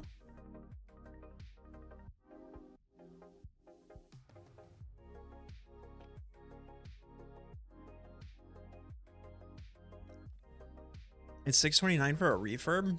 I mean, I know Australian currency is weird, but yeah, $619. See, okay, yeah, so the refurbished iPhone 13, it looks like they don't have a the bare model. Like the base level here. You can still get a 13 mini.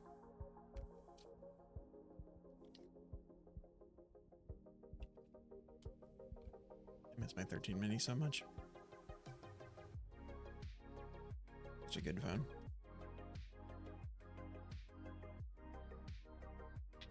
Anywho, what were we doing? Figuring out delete. That's true.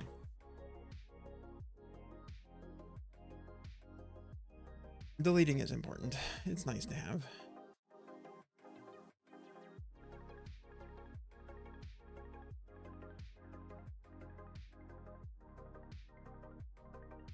So I guess this would be on barcode edit. But then We need that to be on barcode edit only when it already exists. Which I guess we would just throw that into like a state on barcode edit. That's fine. That's not a problem that we have to deal with. Delete codes, no status, ready. Yeah, that should be something we pretty easily do.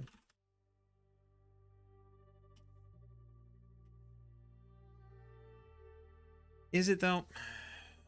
Hold on. Let me think about this. This may not be as straightforward as I thought it was going to be.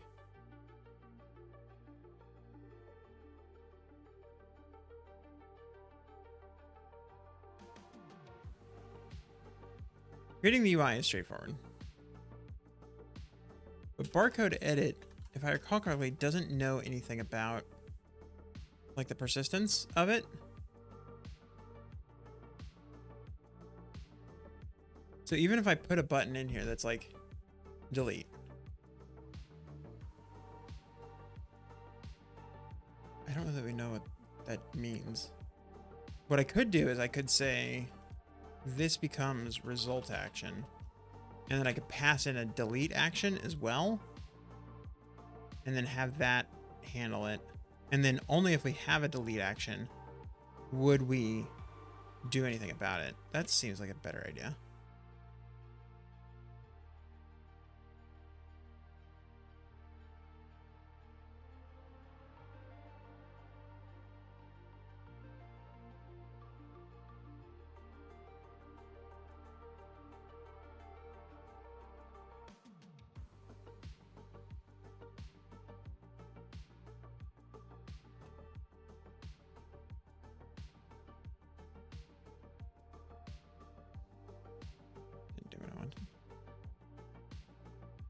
So that gives us a result action, a delete action, sorry. Result action. And then, yeah, now we want to delete action. And that takes an actual code. Delete action.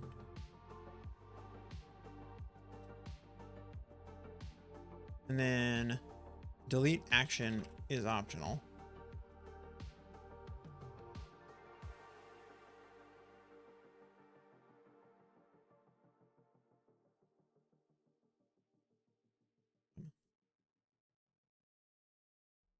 Closure is already escaping. Okay, yeah, because it's nil.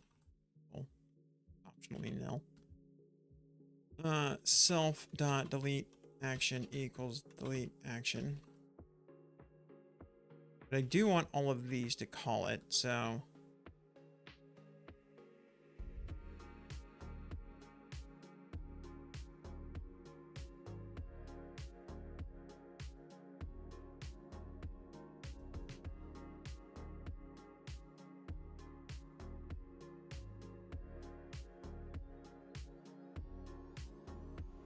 I don't know why I did something dumb right here. Okay, so then if we have a delete action, then we add that new section. If let delete action text delete me. We're just gonna leave that there for a second.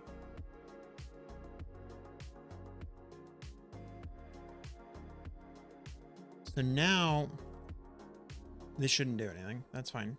That part's not necessary. What we should see is if we make this now, this becomes this, and then we say delete action.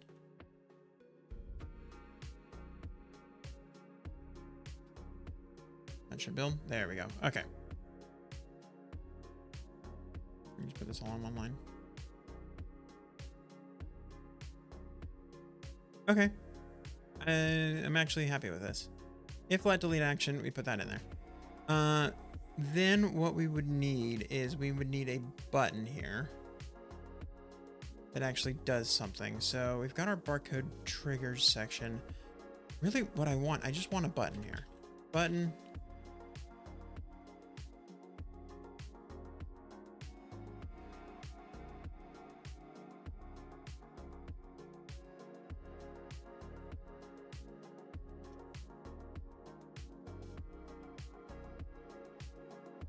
Something like that. Hey, look at that. Okay. Is left aligned correct? I feel like in context it was centered. No, they're all left aligned. Well, they're left aligned there. No, they're all left aligned. Okay.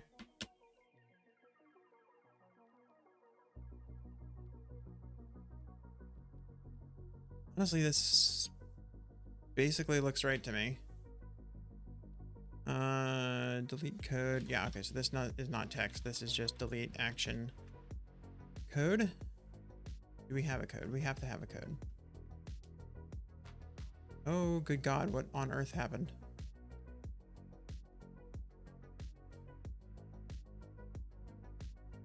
Okay. Xcode had a oopsie. That's what happened. All right, so now we have our barcode edit. Do we have resources for this? We do. That makes sense.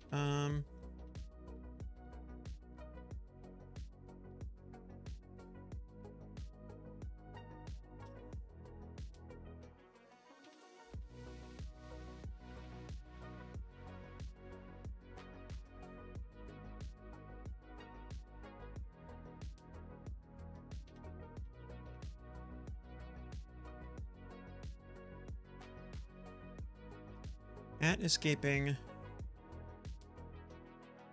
code to void. Private let delete action. Code to void.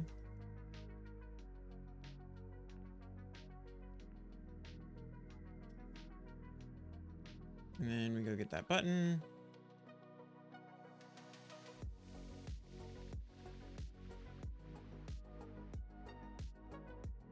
Then we go into here. I'm gonna paste that. And yes, we import barcodes because otherwise that's not gonna work. Delete action. Oh crap. Code.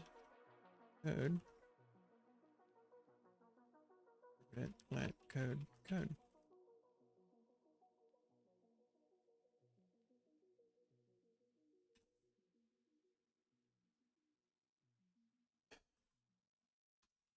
That code equals code.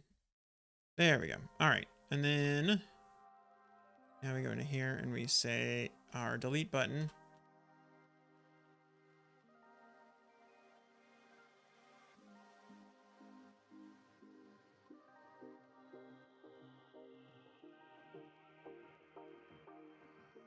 Delete barcode.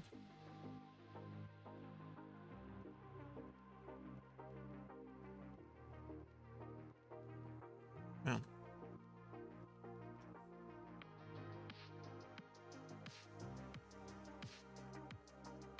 Barcode edit strings dot barcode dot delete button dot title. There we go. Okay, now we go back to this other view. Actually, you know what we're gonna do? We're gonna put a preview right in here.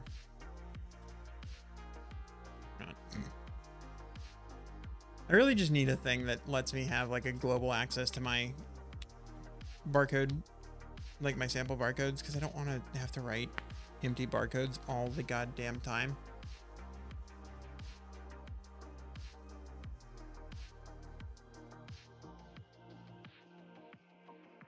There we go. Delete barcode. Okay. So now that we have that, what we need to do is in places where we are opening up an existing barcode, we need to provide a delete action. So that would primarily be in the barcode view, not barcode view, barcode details page here. We have this, we have our barcode edit, and then this is our result action, but then we also need a delete action, result code in. This would just be try repository.delete result code. Sorry, delete code.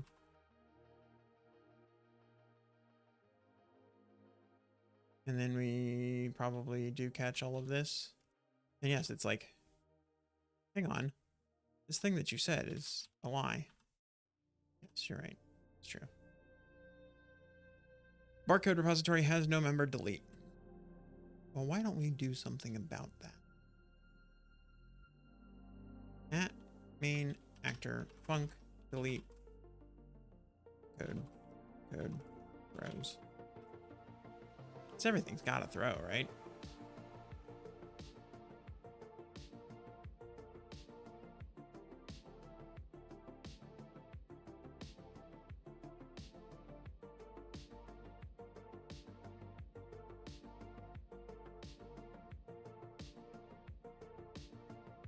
Okay, so we get our model. This is going to look pretty similar to this. Get this. Get our model for the code. Then we're going to say model container dot configurations. That doesn't seem right. Right, where's the Swift data experts? How do I delete a thing? Delete all data. That's what I want. Yep.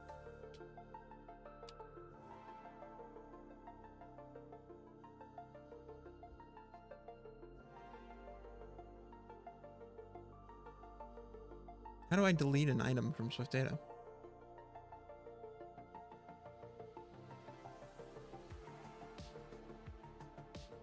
Configurations is not what I want. Or is it? Configurations, model configuration. This also does not have a delete. Yeah, it's the set that it's deleting from. Schema? That's probably not what I want either. Is there something that I get for it being a model? What is a barcode model? I mean, it is a model. Final class barcode model. At model. It's a persistent model. So what do I get off of a persistent model? Persistent model. Is deleted. I can get. And I just actually delete it. I can say that it has changes. I can say that it's deleted. Okay, seriously. What is the one line of code that I'm missing? Delete Swift data. Not from a Swift data query. I just want to delete. Just delete.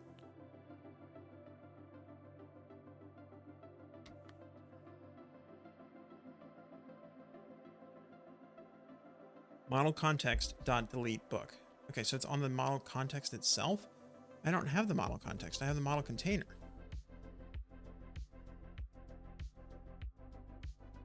No, model container dot main context. Oh, am I just missing something completely obvious? Dot delete. I'm an idiot. Ignore me. Delete model. No, delete model. Delete. Yeah, this one. Model. No, stop.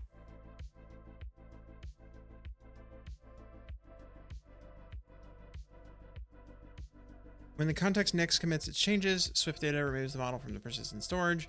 If the model is new and in an unsafe state, the context simply discards it. I feel like I'm missing something obvious, which is like model container dot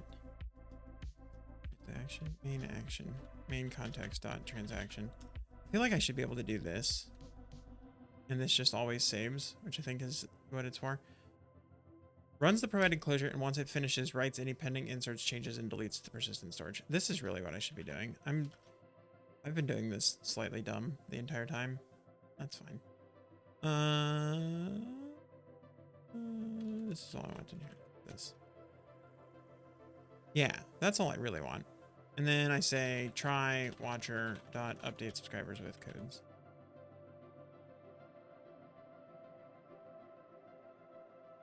Yeah, that's all I really want here.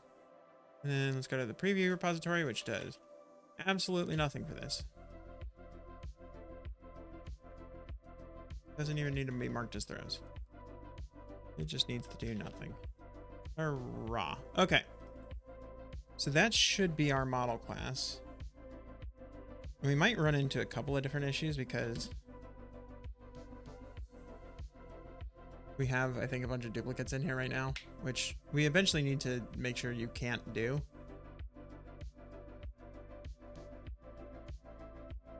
That's a problem for a future stream.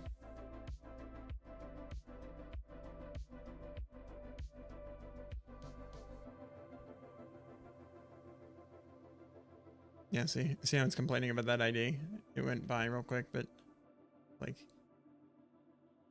here, yeah. Like, hang on. You've got a couple of different things of the same barcode. So we'll see if that actually does anything. Oh, this isn't working. Well, that probably is deleting it, but we need to tell it to also do that thing. Unless there are duplicates. Well, we shouldn't allow duplicates, I think is the real answer there. Okay, I want to see if that actually deleted anything. I think the bigger problem is we need to actually dismiss our view when we do that. Defer can has editing equals false. Yeah. Well, crap. We not only want to delete can has editing, we want to dismiss the barcode details view entirely. Your gym membership is the same as your coffee membership. Okay, well, it definitely deleted all of the models, so that's fun. That's fine. What we need to fix though is we need to fix the fact that it's, we need to be able to dismiss this whole view. At environment, this private bar dismiss. I think this is really all we need to do. Delete action, do all the things. Dismiss.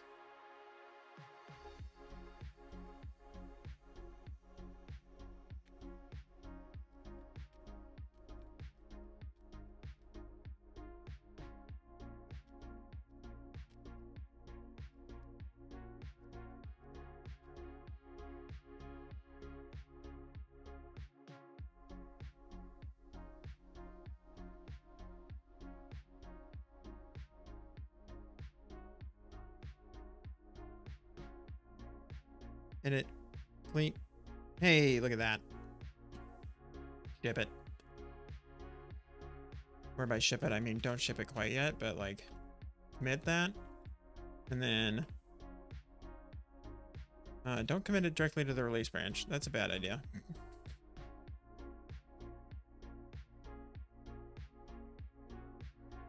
Maybe make sure we're on the right branch first.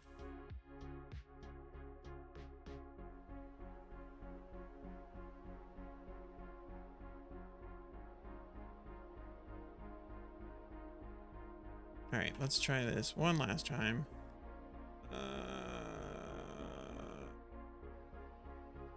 Yeah, now we got it.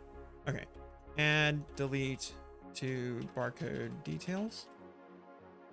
And then the other thing that I want to do is I want to add a context menu to the library cell. Maybe. We'll find out if this actually works, but context menu.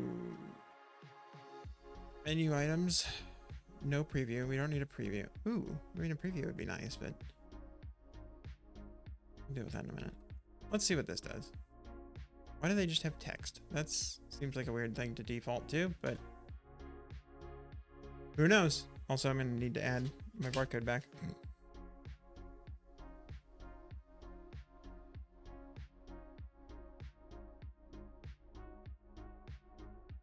I do not have a revenue cat. Yeah, there you go.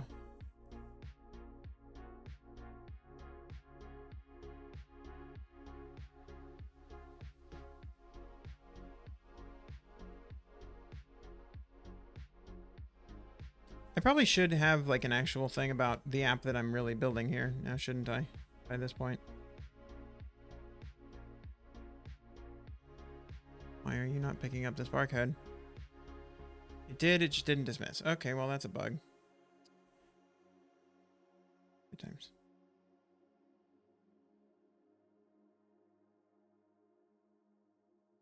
Okay, so we're not getting a context menu even still here. There it goes. No? What is the app you're working on at the moment? Yeah, that's a great question that I probably should have an answer to. I am building an app that allows me to store barcodes that are important to your life. So, um, gym memberships, store loyalty cards, concert tickets, all of that kind of thing. Not all of them are available in Apple Wallet. And even if they are available in Apple Wallet, they don't necessarily always have the best experience when you want to like quickly get at them. So what I'm building is an app to store them directly, kind of smartly give you the ones that you want when you want them. Eventually it will also store all of that information into Apple Wallet. I don't think that I'm going to get that done by the deadline for the hackathon. So yeah, this is what we're working on right now, is just get it working in this app, and then after launch we'll do the Apple Wallet integration. But yeah, that's the app right now. How do you handle dynamically changing barcodes for events and stuff? Currently I do not. In the future, somebody figured out how those work for Ticketmaster. Barcode reverse engineered. And I kind of feel like I should just implement this thing that they found, because it's possible to actually do this. And somebody figured out how to just do this. And it's like, oh, hey, now I can build my own support for that. But yeah, no, right now for the dynamically changing ones, like, that's just not supported.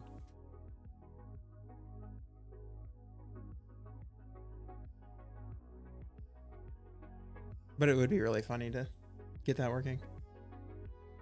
Okay, so these are our menu items. And then, yeah, what we want to do is we want to add a delete item into there that just deletes that code.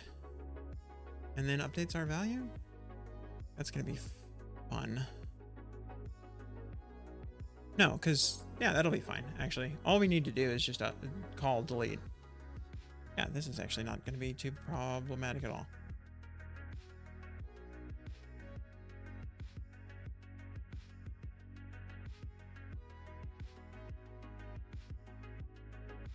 We're going to do the same thing that we did earlier. We're just going to give ourselves a title key, a role, and an action.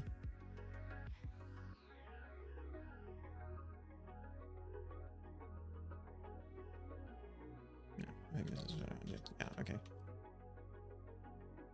Delete barcode. There we go. Oh, you know, we actually are going to have problems with this. Hold on. Button. Role, action, label. This is what we want. Destructive, action, delete, label. This we actually want to label. Title key and a system image. And then the system image that we want is trash. No. Also, I need to double check something about how context works again. We go into here and we delete it from here. Oops. Come on. You got it. I believe in you. There we go. Okay, so it does present that. Something that I've done in the past is I've had it actually be in the context menu that we say what we want. So like when you do that, you tap delete and then it pops up that second one. And it's does a confirmation that way. But maybe this is what we should actually do, is we should display some kind of alert. Can we display that alert on the library cell?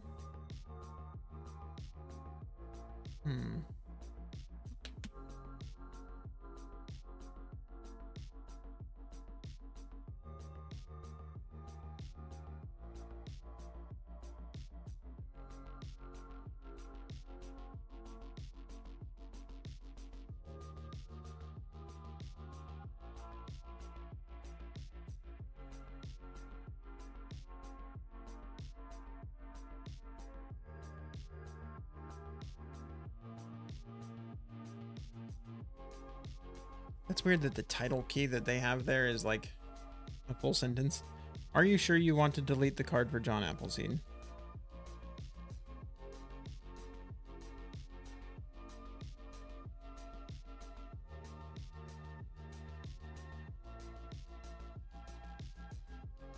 I mean, maybe that is what I want though. And then we give ourselves our 2 actions.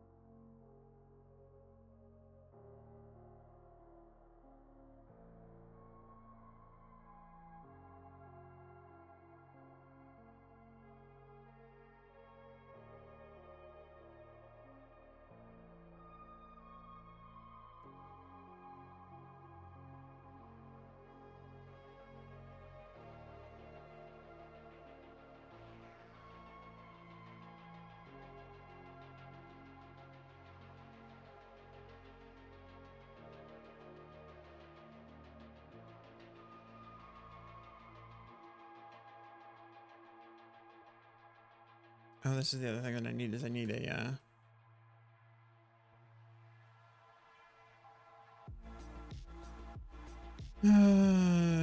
roll. Yeah, roll, destructive, roll, cancel. Okay, what have I done? Yes, this should be a $sign.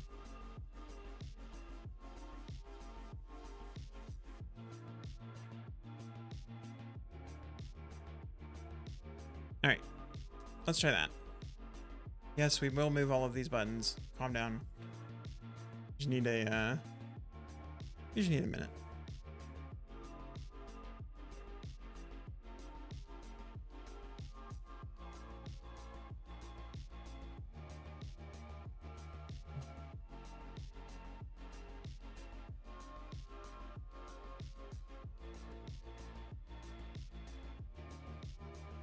Come on. I don't know why sometimes it's so slow to start responding to touches. There we go. No? God. Very slow performance sometimes. Okay, so we have the delete barcode button, which then pops up that. Are you sure you want to delete the barcode? And we don't have a name for our barcode, but that's fine. If we hit cancel, it printed the word cancel. Let's go give ourselves a barcode name.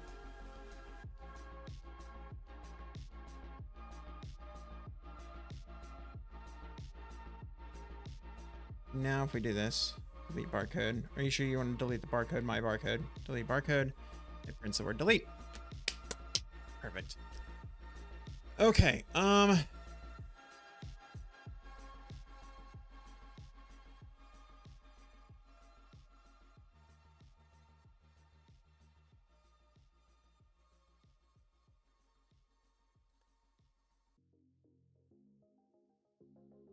have a couple problems.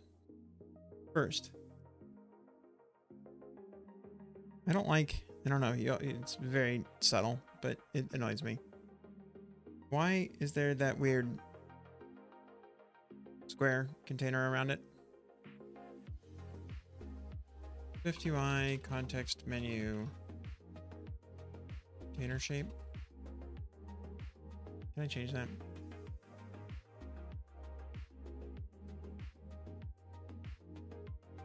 Really smashing through this one? Thank you. Content shape. Content shape. Context menu preview. Content shape dot context menu preview.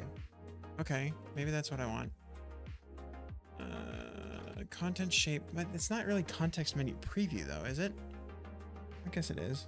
It's that. Okay, that's fair enough. Content shape, context menu preview.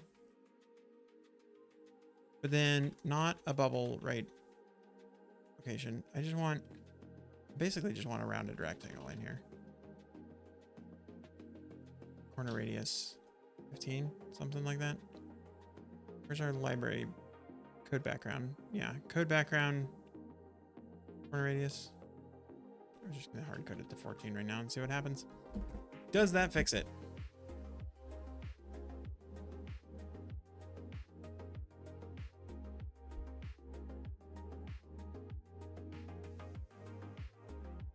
You know what else we need is a freaking launch screen. I'm realizing staring at this thing. You know what else we need to do is turn off this stupid debugger because it's slowing everything down.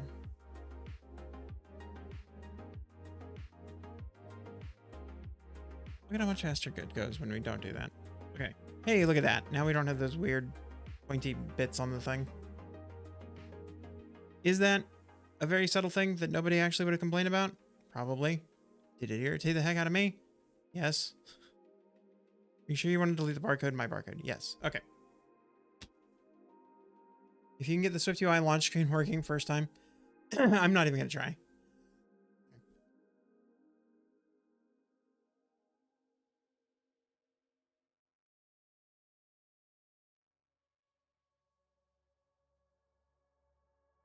I think, unfortunately, yeah, launch screen storyboard is still the way to go. Which is a bummer, but what are you going to do? All right, let's clean up some of these buttons. Yeah, let's just put a new group in here. Deletion.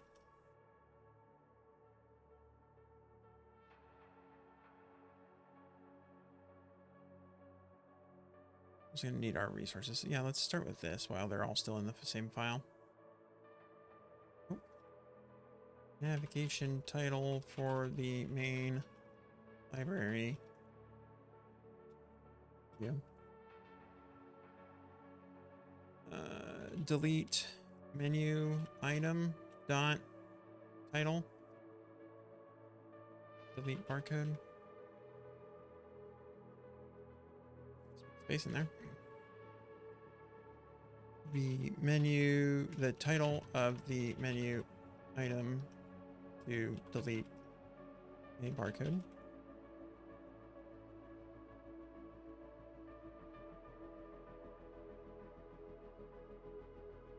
Delete alert button. The confirmation button on the delete alert. Delete alert. Confirmation button title. We also want the delete alert title, which actually is just going to be in library cell. So delete alert button. Delete alert. Yeah, no, confirmation button. I think is a better name. This is also just going to say delete barcode. Delete alert cancel button. Canceled.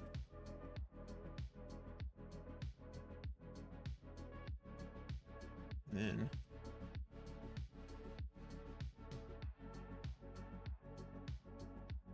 we could also have a delete alert. Yeah, let's actually move that out into a view modifier. Delete alert view modifier dot title. The title of the delete alert, including barcode name. Yeah, then we put all that information into there. That's a much better idea. All right, and this is going to be this. Let's just grab the contents because that makes life easier. But then we can't do this in here, so we actually have to say %at.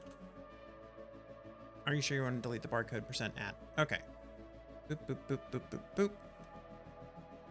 Go regenerate that project. And you get to see what Twist does in that case, because it's really kind of super cool. Well, okay, hold on. We're going to move it into the other file first. Oh no, it got rid of our folder because we didn't have anything in it. Hold please. Deletion. Add. Okay, so we're gonna go create a delete alert view modifier.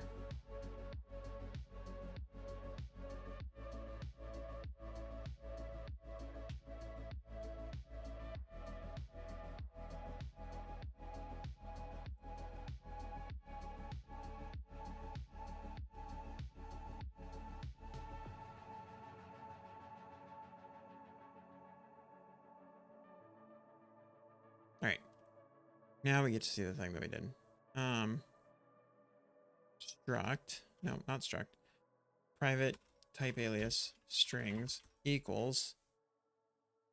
What are we in? Library strings dot delete alert view modifier dot. Nope, that's it. And then we're gonna say in here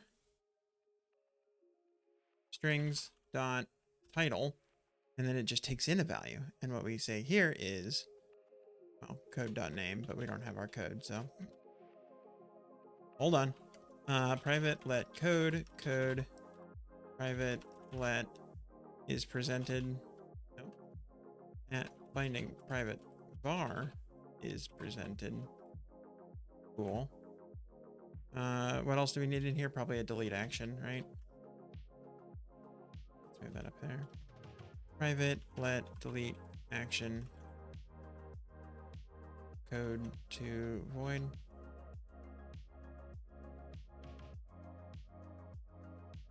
Now we have our init. Boom. I don't want is presented at the end. I do want it at the end. No. I want it after delete action. Is presented bool. Binding bool.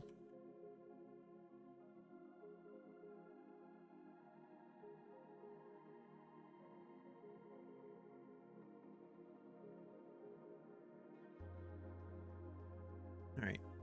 This becomes is presented.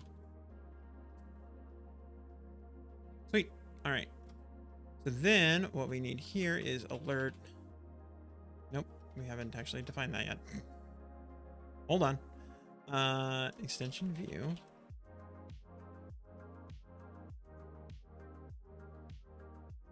I just realized it's probably pretty late. Extension view. Func. No. Yeah. Func. Delete alert. And then we need all of these values.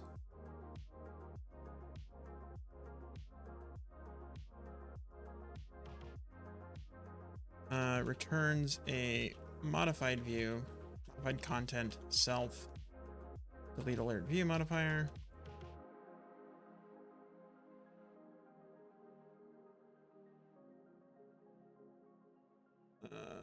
Content dot, nope, sorry, self dot modifier, delete alert view modifier content, blah, blah, blah, blah, blah, blah.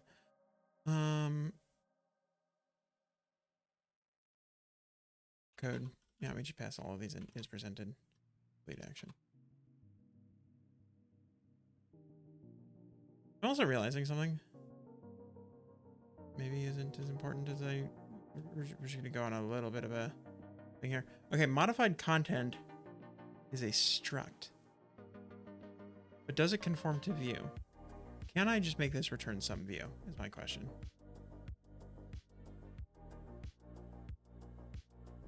Yes, I can. That seems like a way better option because I've had this problem in the past where this returns this modified content, and that means that I have to make the view modifier itself public when I don't necessarily want it to be. Yeah, because like right here, this public struct repository update modifier, I don't want that to be public. I don't think in this case. I don't know. Probably I don't. But then yeah, this method must be declared internal because its result uses internal type. But if I say some view instead, does that work? It totally does. Seems like a way better option. We should just do that.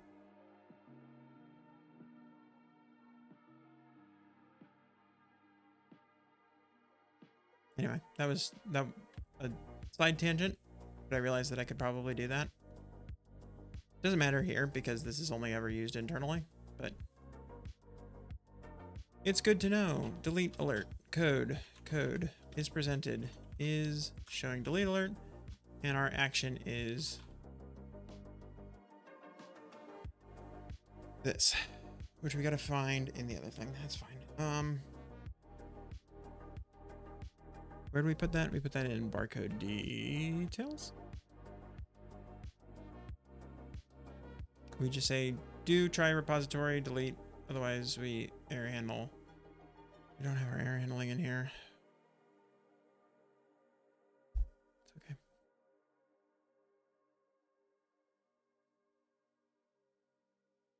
We don't have a repository in here. We don't have a lot of things in here.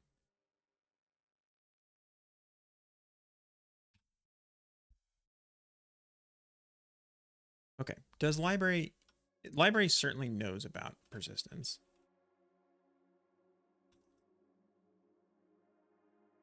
I don't think that that's a problem. We just need to actually have access to it. At environment, cardlet not scrolling does equal.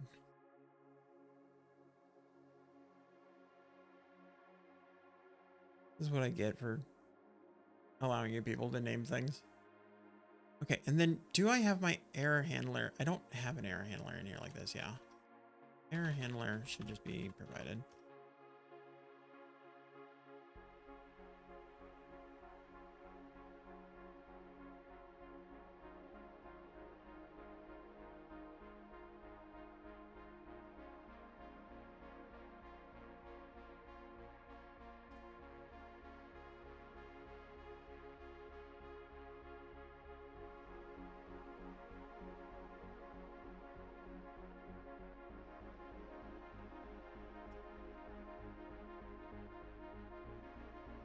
Okay, that's done. All right, now I get to break up some of these buttons. Okay, so we want, what did we name all of them? Delete menu item.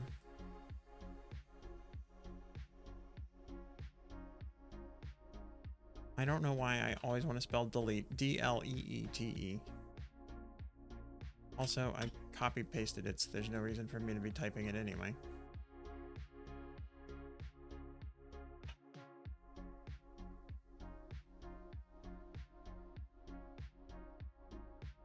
That's this.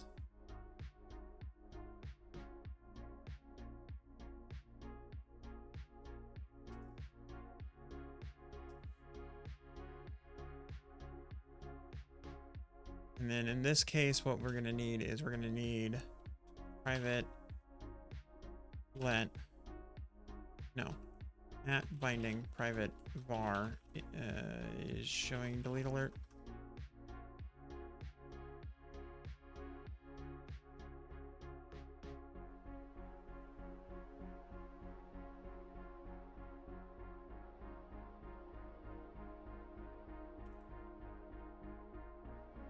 Okay, so we take that, reset that, reset that, and then our label is going to be library strings delete menu item dot title.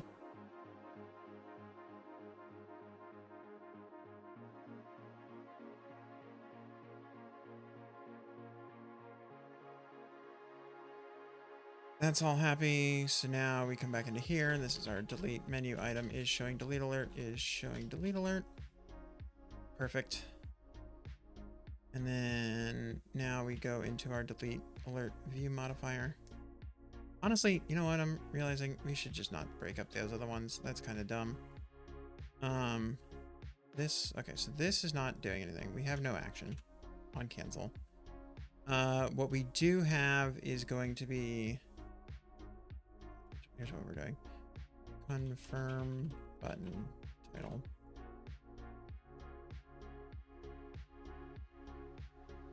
Cancel button title. And then this calls our delete action on our code.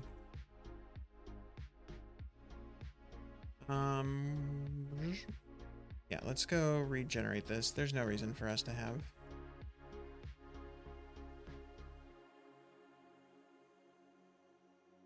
multiple files for each of those other buttons. This file's small enough as is. We don't need to create different files for those separate buttons.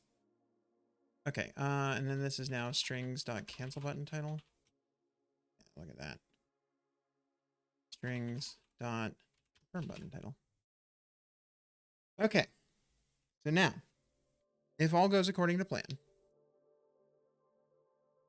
we're going to rebuild this. We're going to generate the thing. It's going to have the title, or sorry, it's going to have the menu item.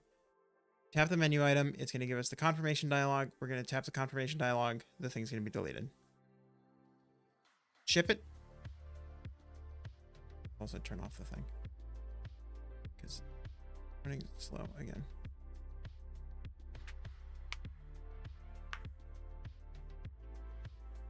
That's the hope. Okay. Here we go. Long press. Delete barcode. Are you sure you want to delete the barcode, my barcode? Yes. Nailed it. First try.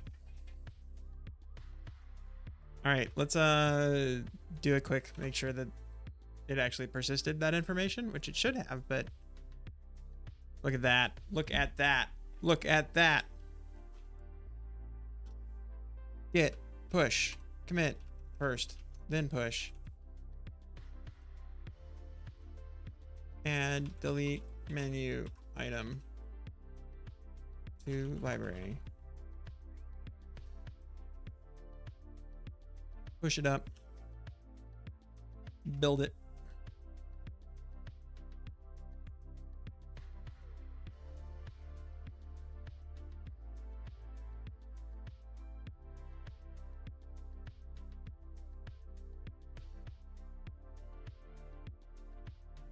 Wait for that CI. And if CI is happy, then that is probably it for tonight. Hey, that was 3 things we finished tonight. We got the share action extension working. We added the new app icon, and we added the ability to delete codes. I'm pretty happy with that. That's a good thing. Have you randomly thought out swapping about your user Starbucks barcode for your own forever free coffees under the radar? For one thing, I don't go to Starbucks. I know. I live in the city that invented Starbucks, and I don't drink coffee. So, I do not even have a Starbucks code. That's why I had to ask Adam to send me his code the other day, because I have no idea what a Starbucks code looks like. Adam, by the way, if you all are watching me and you're enjoying this content, you should follow Adam Wolf as well, because he does very similar content and would enjoy a follow. He's trying to make affiliate. You should follow him. He's already got the number of followers he needs, but you need to watch his streams so that he can get the right number of people watching at the same time. But yeah, that would be yeah, no, I don't drink Starbucks. I don't drink coffee at all. So it's not a thing that I would benefit from doing that. Okay, looks like this is happy, so let's merge that. Confirm merge. Okay. I think we're gonna go watch that build. We're gonna hope that that's been working. Looks like it has. We've got look at all this green. It's been a while since we've seen some red. Our reliability is 80%. No person in Melbourne would go to a Starbucks anyway.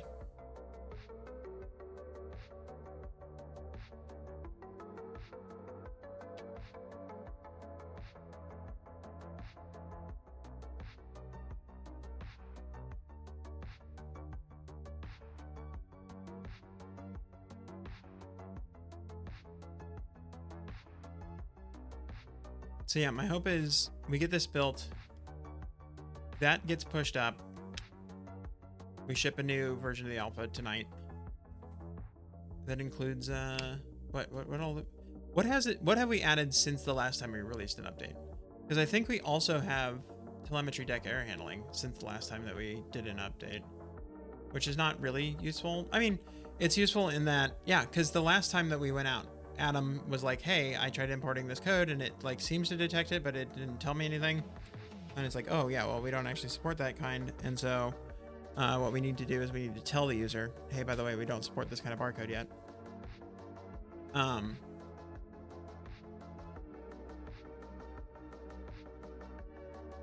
don't know where I was going with that. So yeah, no, so that means that that was not in the last release. So new error handling, share action extension, deleting codes, and a new app icon. Those are all new in this release that we're gonna put out as soon as it builds, basically. Okay, so that's tested. Wait for it to deploy. That'll go up to the App Store Connect. It's gonna take a little bit to process, but here's. And then yeah, what all do we still need to do? Edit barcode on creation. That is a very important one that we need to have.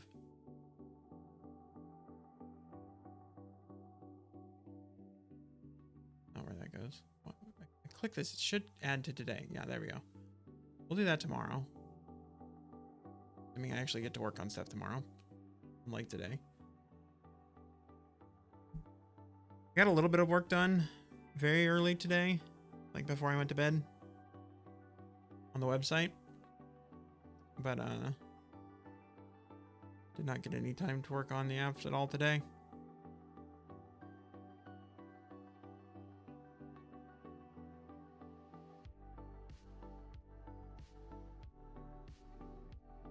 Your goal tonight is to create a Gantt like this?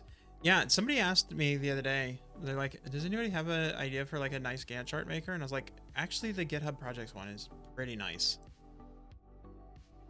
I've been enjoying it. This is the first time I've ever used the Gantt chart, because usually I just use this issues list because I just need a punch list. I don't need like a timeline. Oh look, these should all have the ship a ton milestone. Stop, go back. Yeah, there we go.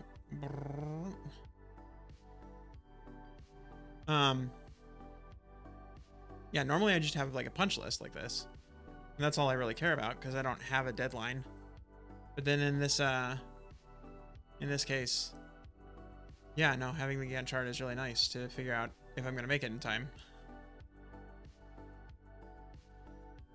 Really, at this point, I'm hoping that like ASO. Well, okay, so I've already kind of started on ASO, which is part of like why I'm behind, is I've actually started working on this part of stuff ahead of time. So really it's stuff like yeah,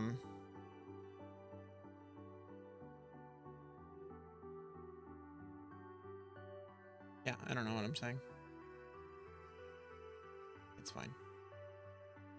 I really want to get the Apple Watch stuff working because we dropped the wallet support, which I'm bummed out by. I think the wallet support is kind of a big deal as to what this project is. You need to not miss the ASO stream if you're doing it on stream.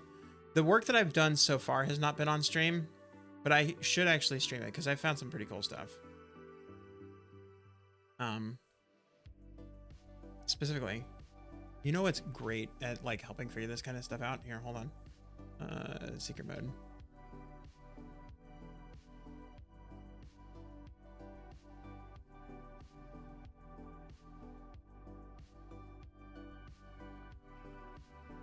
Claude AI added this thing called projects, which basically lets you have multiple different chats that all have kind of a shared context, which is this project knowledge over here. And oh, hey, by the way, here's what the old app of the was before people bullied me back into making it Bark Codex. But you can just have these like open conversations with it and say like, hey, like what are the things that I need to tackle? And it's been really good at helping me figure things out. And I'm not using it for generating stuff because a lot of what it generates is just such garbage. But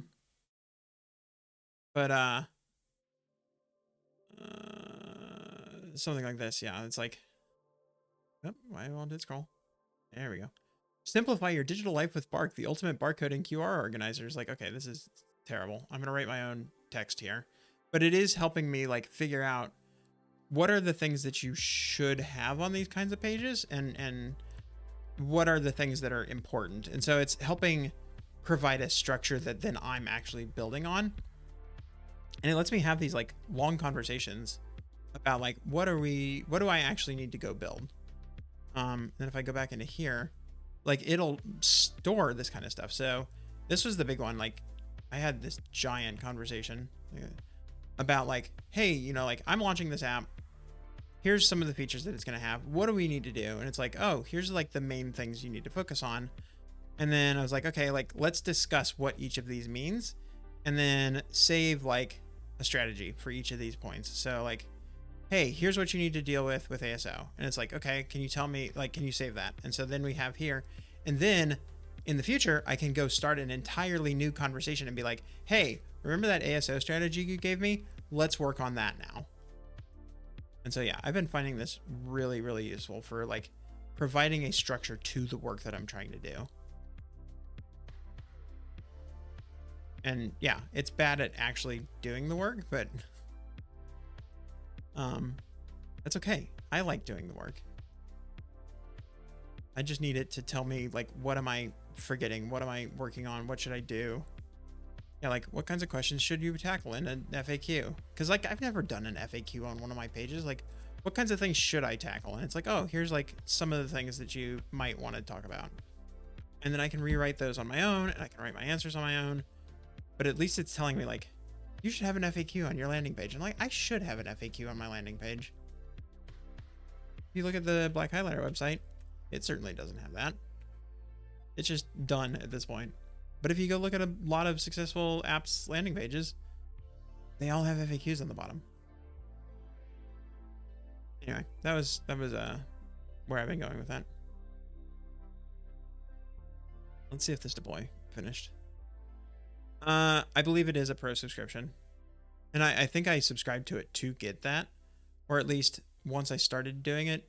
No, I think it doesn't require the pro subscription to get started, but you have very tight limits if you don't have the professional plan. So I think I started using it, realized how much I liked it, and then subscribed to the professional plan because of that. But yeah, I think that was kind of the kickstart for it. Anyway, okay. Deployed, which is different than the Anthropic sub.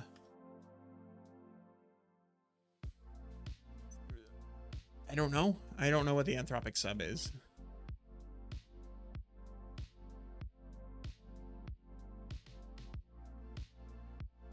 I guess I don't know what that is separate from this. I think everything in here is just Claude. So, no, it might be the same thing. I don't know. Is the answer to that question.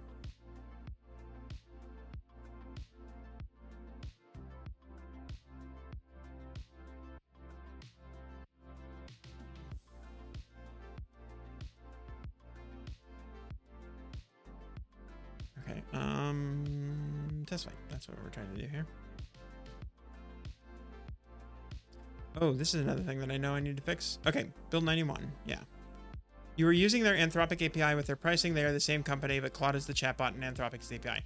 No, they consider Claude part of the API as well. So yeah, when I was back on that website, anthropic.com.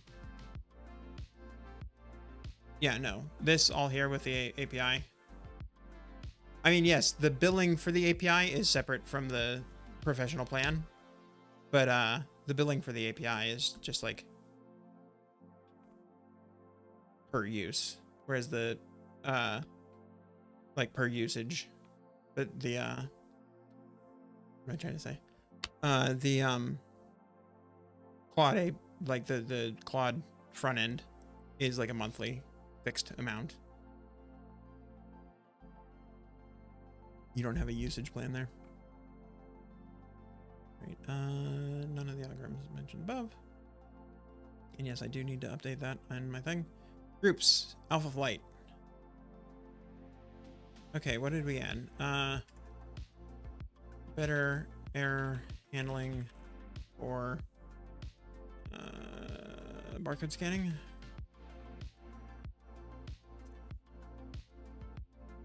New app icon.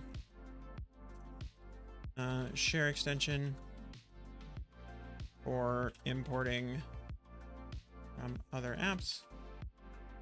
And The thing that we just added. Ability to delete codes. Boom. New version out. To Alpha Flight. 20 bucks a month is a bit rough, but likely worth it to be useful for ASO marketing must-haves for the website. Yeah, exactly. I mean, considering that I said like 20 bucks a month was pretty useful for that, and then I'm bulking at a pretty similar price for app figures. Okay, no, it's not a very particular similar price. It's 36 bucks a month. That's so much. Ugh. And this is what's obnoxious. It is 36 bucks a month, but then even at 36 bucks a month, their most useful tool, which is the keyword insights. No, not keyword insights. It's keyword optimizer. There's one of them. Like if you look at this, even that, are they just saying now, hold on, did they change this and you don't get the keyword inspector at all at that price?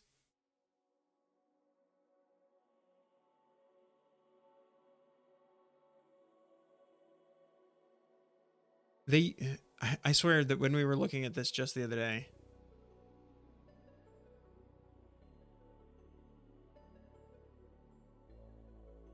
it gave you like 10.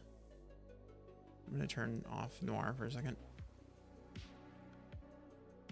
It gave you like 10 of them, and then you were stopped after that.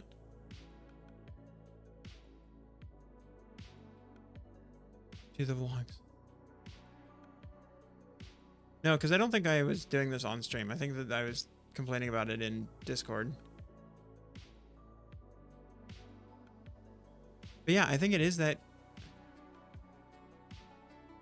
keyword inspector. It was there, but it was like you were limited to like the top 5 keywords. And now you just don't get it at all. So that means if you want the thing that this is actually useful for, it's 120 bucks a month. That is so much. I don't have anywhere near that kind of money for indie app dev stuff.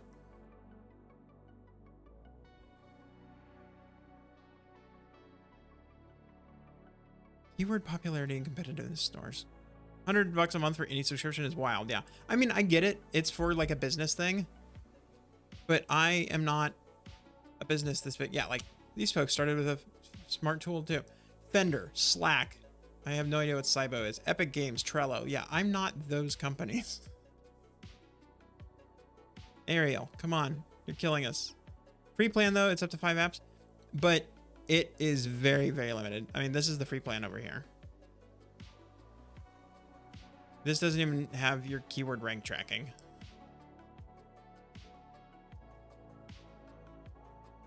Doesn't do the keyword insights. I don't think it even gives you like the Slack alerts when somebody reviews you. Yeah. That's in the bare minimum. Yeah, this free level does not have anything. Just gonna... Dang it, I was clicking the buttons to avoid that.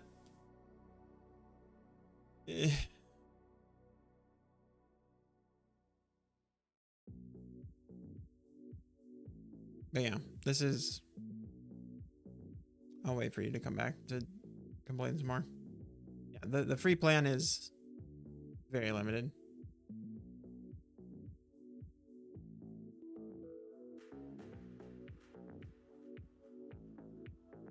I knew I was signing off, so I kept clicking the defer, the snooze ads button.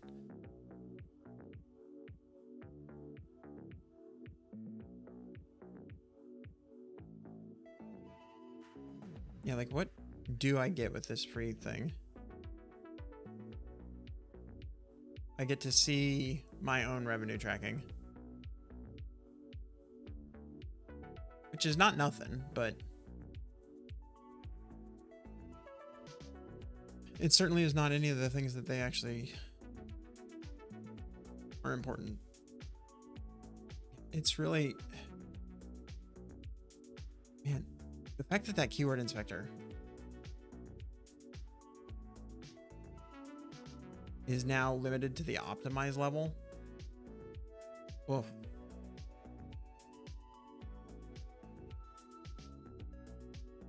This, I swear, like a couple days ago. Here, let me see. Let's go check the Wayback Machine. Like literally a week ago, this page, I swear, said something different. Fail with status 500.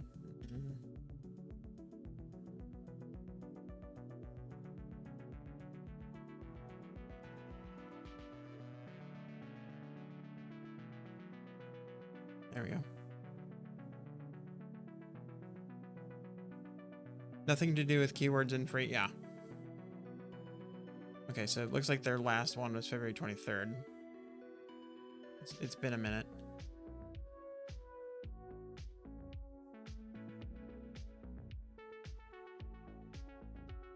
So let's retrieve this and let's see what that says on February 23rd.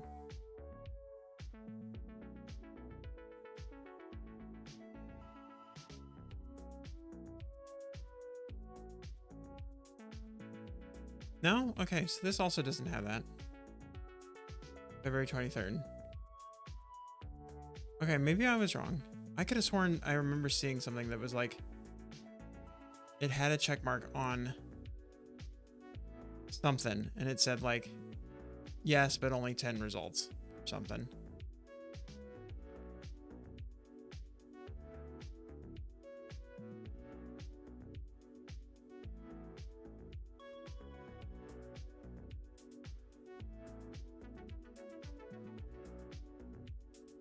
The only thing I can think of is that this is like pulling from a JavaScript, so not actually up to date.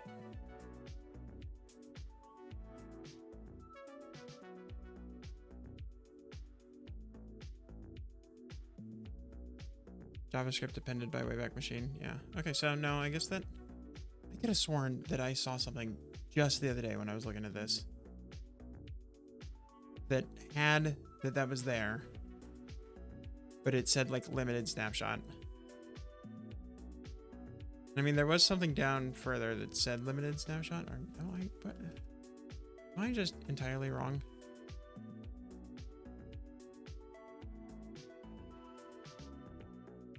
Am I now forgetting something that I said even more? Have you tried growing your beard even longer? You have great beard genes. No, that's very much a. It gets too ridiculous too fast. I can't keep it smooth when it's at that point. Intelligence. Let estimates, revenue estimates. App Follow has some free ASO tools in its free plan, doing an alternative too for app figures. I mean, I could look into the other versions. It's funny because I was almost thinking about having this for a couple months. I do have some amount that I can dump into spending on it, but if this doesn't have the things that I need, it's probably not worth it. Maybe I'll sign up for another month, and then we'll see if it has the thing that I want. Yeah, if you only pay monthly, it's $45 a month. Eeh. Oh well. Anywho, I think that's going to be it for me today. This is all available to Alpha Flight, so if you're in that via the Discord, you should now have that app available. Oh well, it says no, it says approved, so it should be good to go. And if you want to check it out, check it out. If not, hang on, we should have the actual beta in a couple days. All these pricings are wild from all competitors too. Yeah, it seems like a lot for what they provide, but I don't know. If they're selling to the big businesses can afford it. It's just, man, I really wish, like Revenue Cat, I think they do a great job. Revenue Cat is pretty expensive, but if you're making less than $10,000 a month, it's completely free. I would love that. Like, charge me when I'm making actual money. I don't know why I clicked login. I don't have an account. Yeah. Starting at $700 a month. Oh, this is actually only up to $2,500 in monthly revenue, but that's fine. I think it used to be 10,000, but 2,500. You know what? I'm still fine. After that, it's 1% of your monthly revenue. It's not too bad. But yeah, if I'm at the point where I'm making 2,500 a month, you know what? I'm okay giving some of that to Revenue Cat. Like, if I'm at the point where I'm making 2,500 a month, I'm happy to give some of that to App Figures. But they can have 1%, yeah. That's my feeling about it. But and then yeah, starting at $1,700 a month for some of this other stuff. Hey, I'm sure it's worth it to the companies that are huge to do that. But I'm not in that one, so I really wish they had levels that were for people that just aren't making anything yet. And App Figures currently does not seem to be providing that. But whatever. I'm not going to question. I'm totally going to question their business model. I'm not in charge of their business model, so my opinions are not relevant to that. But whatever. Thank you all for watching. Have a great rest of your day, week, whatever. I'll be back online tomorrow sometime. Continuing on building this. Doing whatever. Doing what I can as we work towards shipping this. I think probably what'll happen is tomorrow morning, I'll design this onboarding page off stream because I really can't do design work on stream.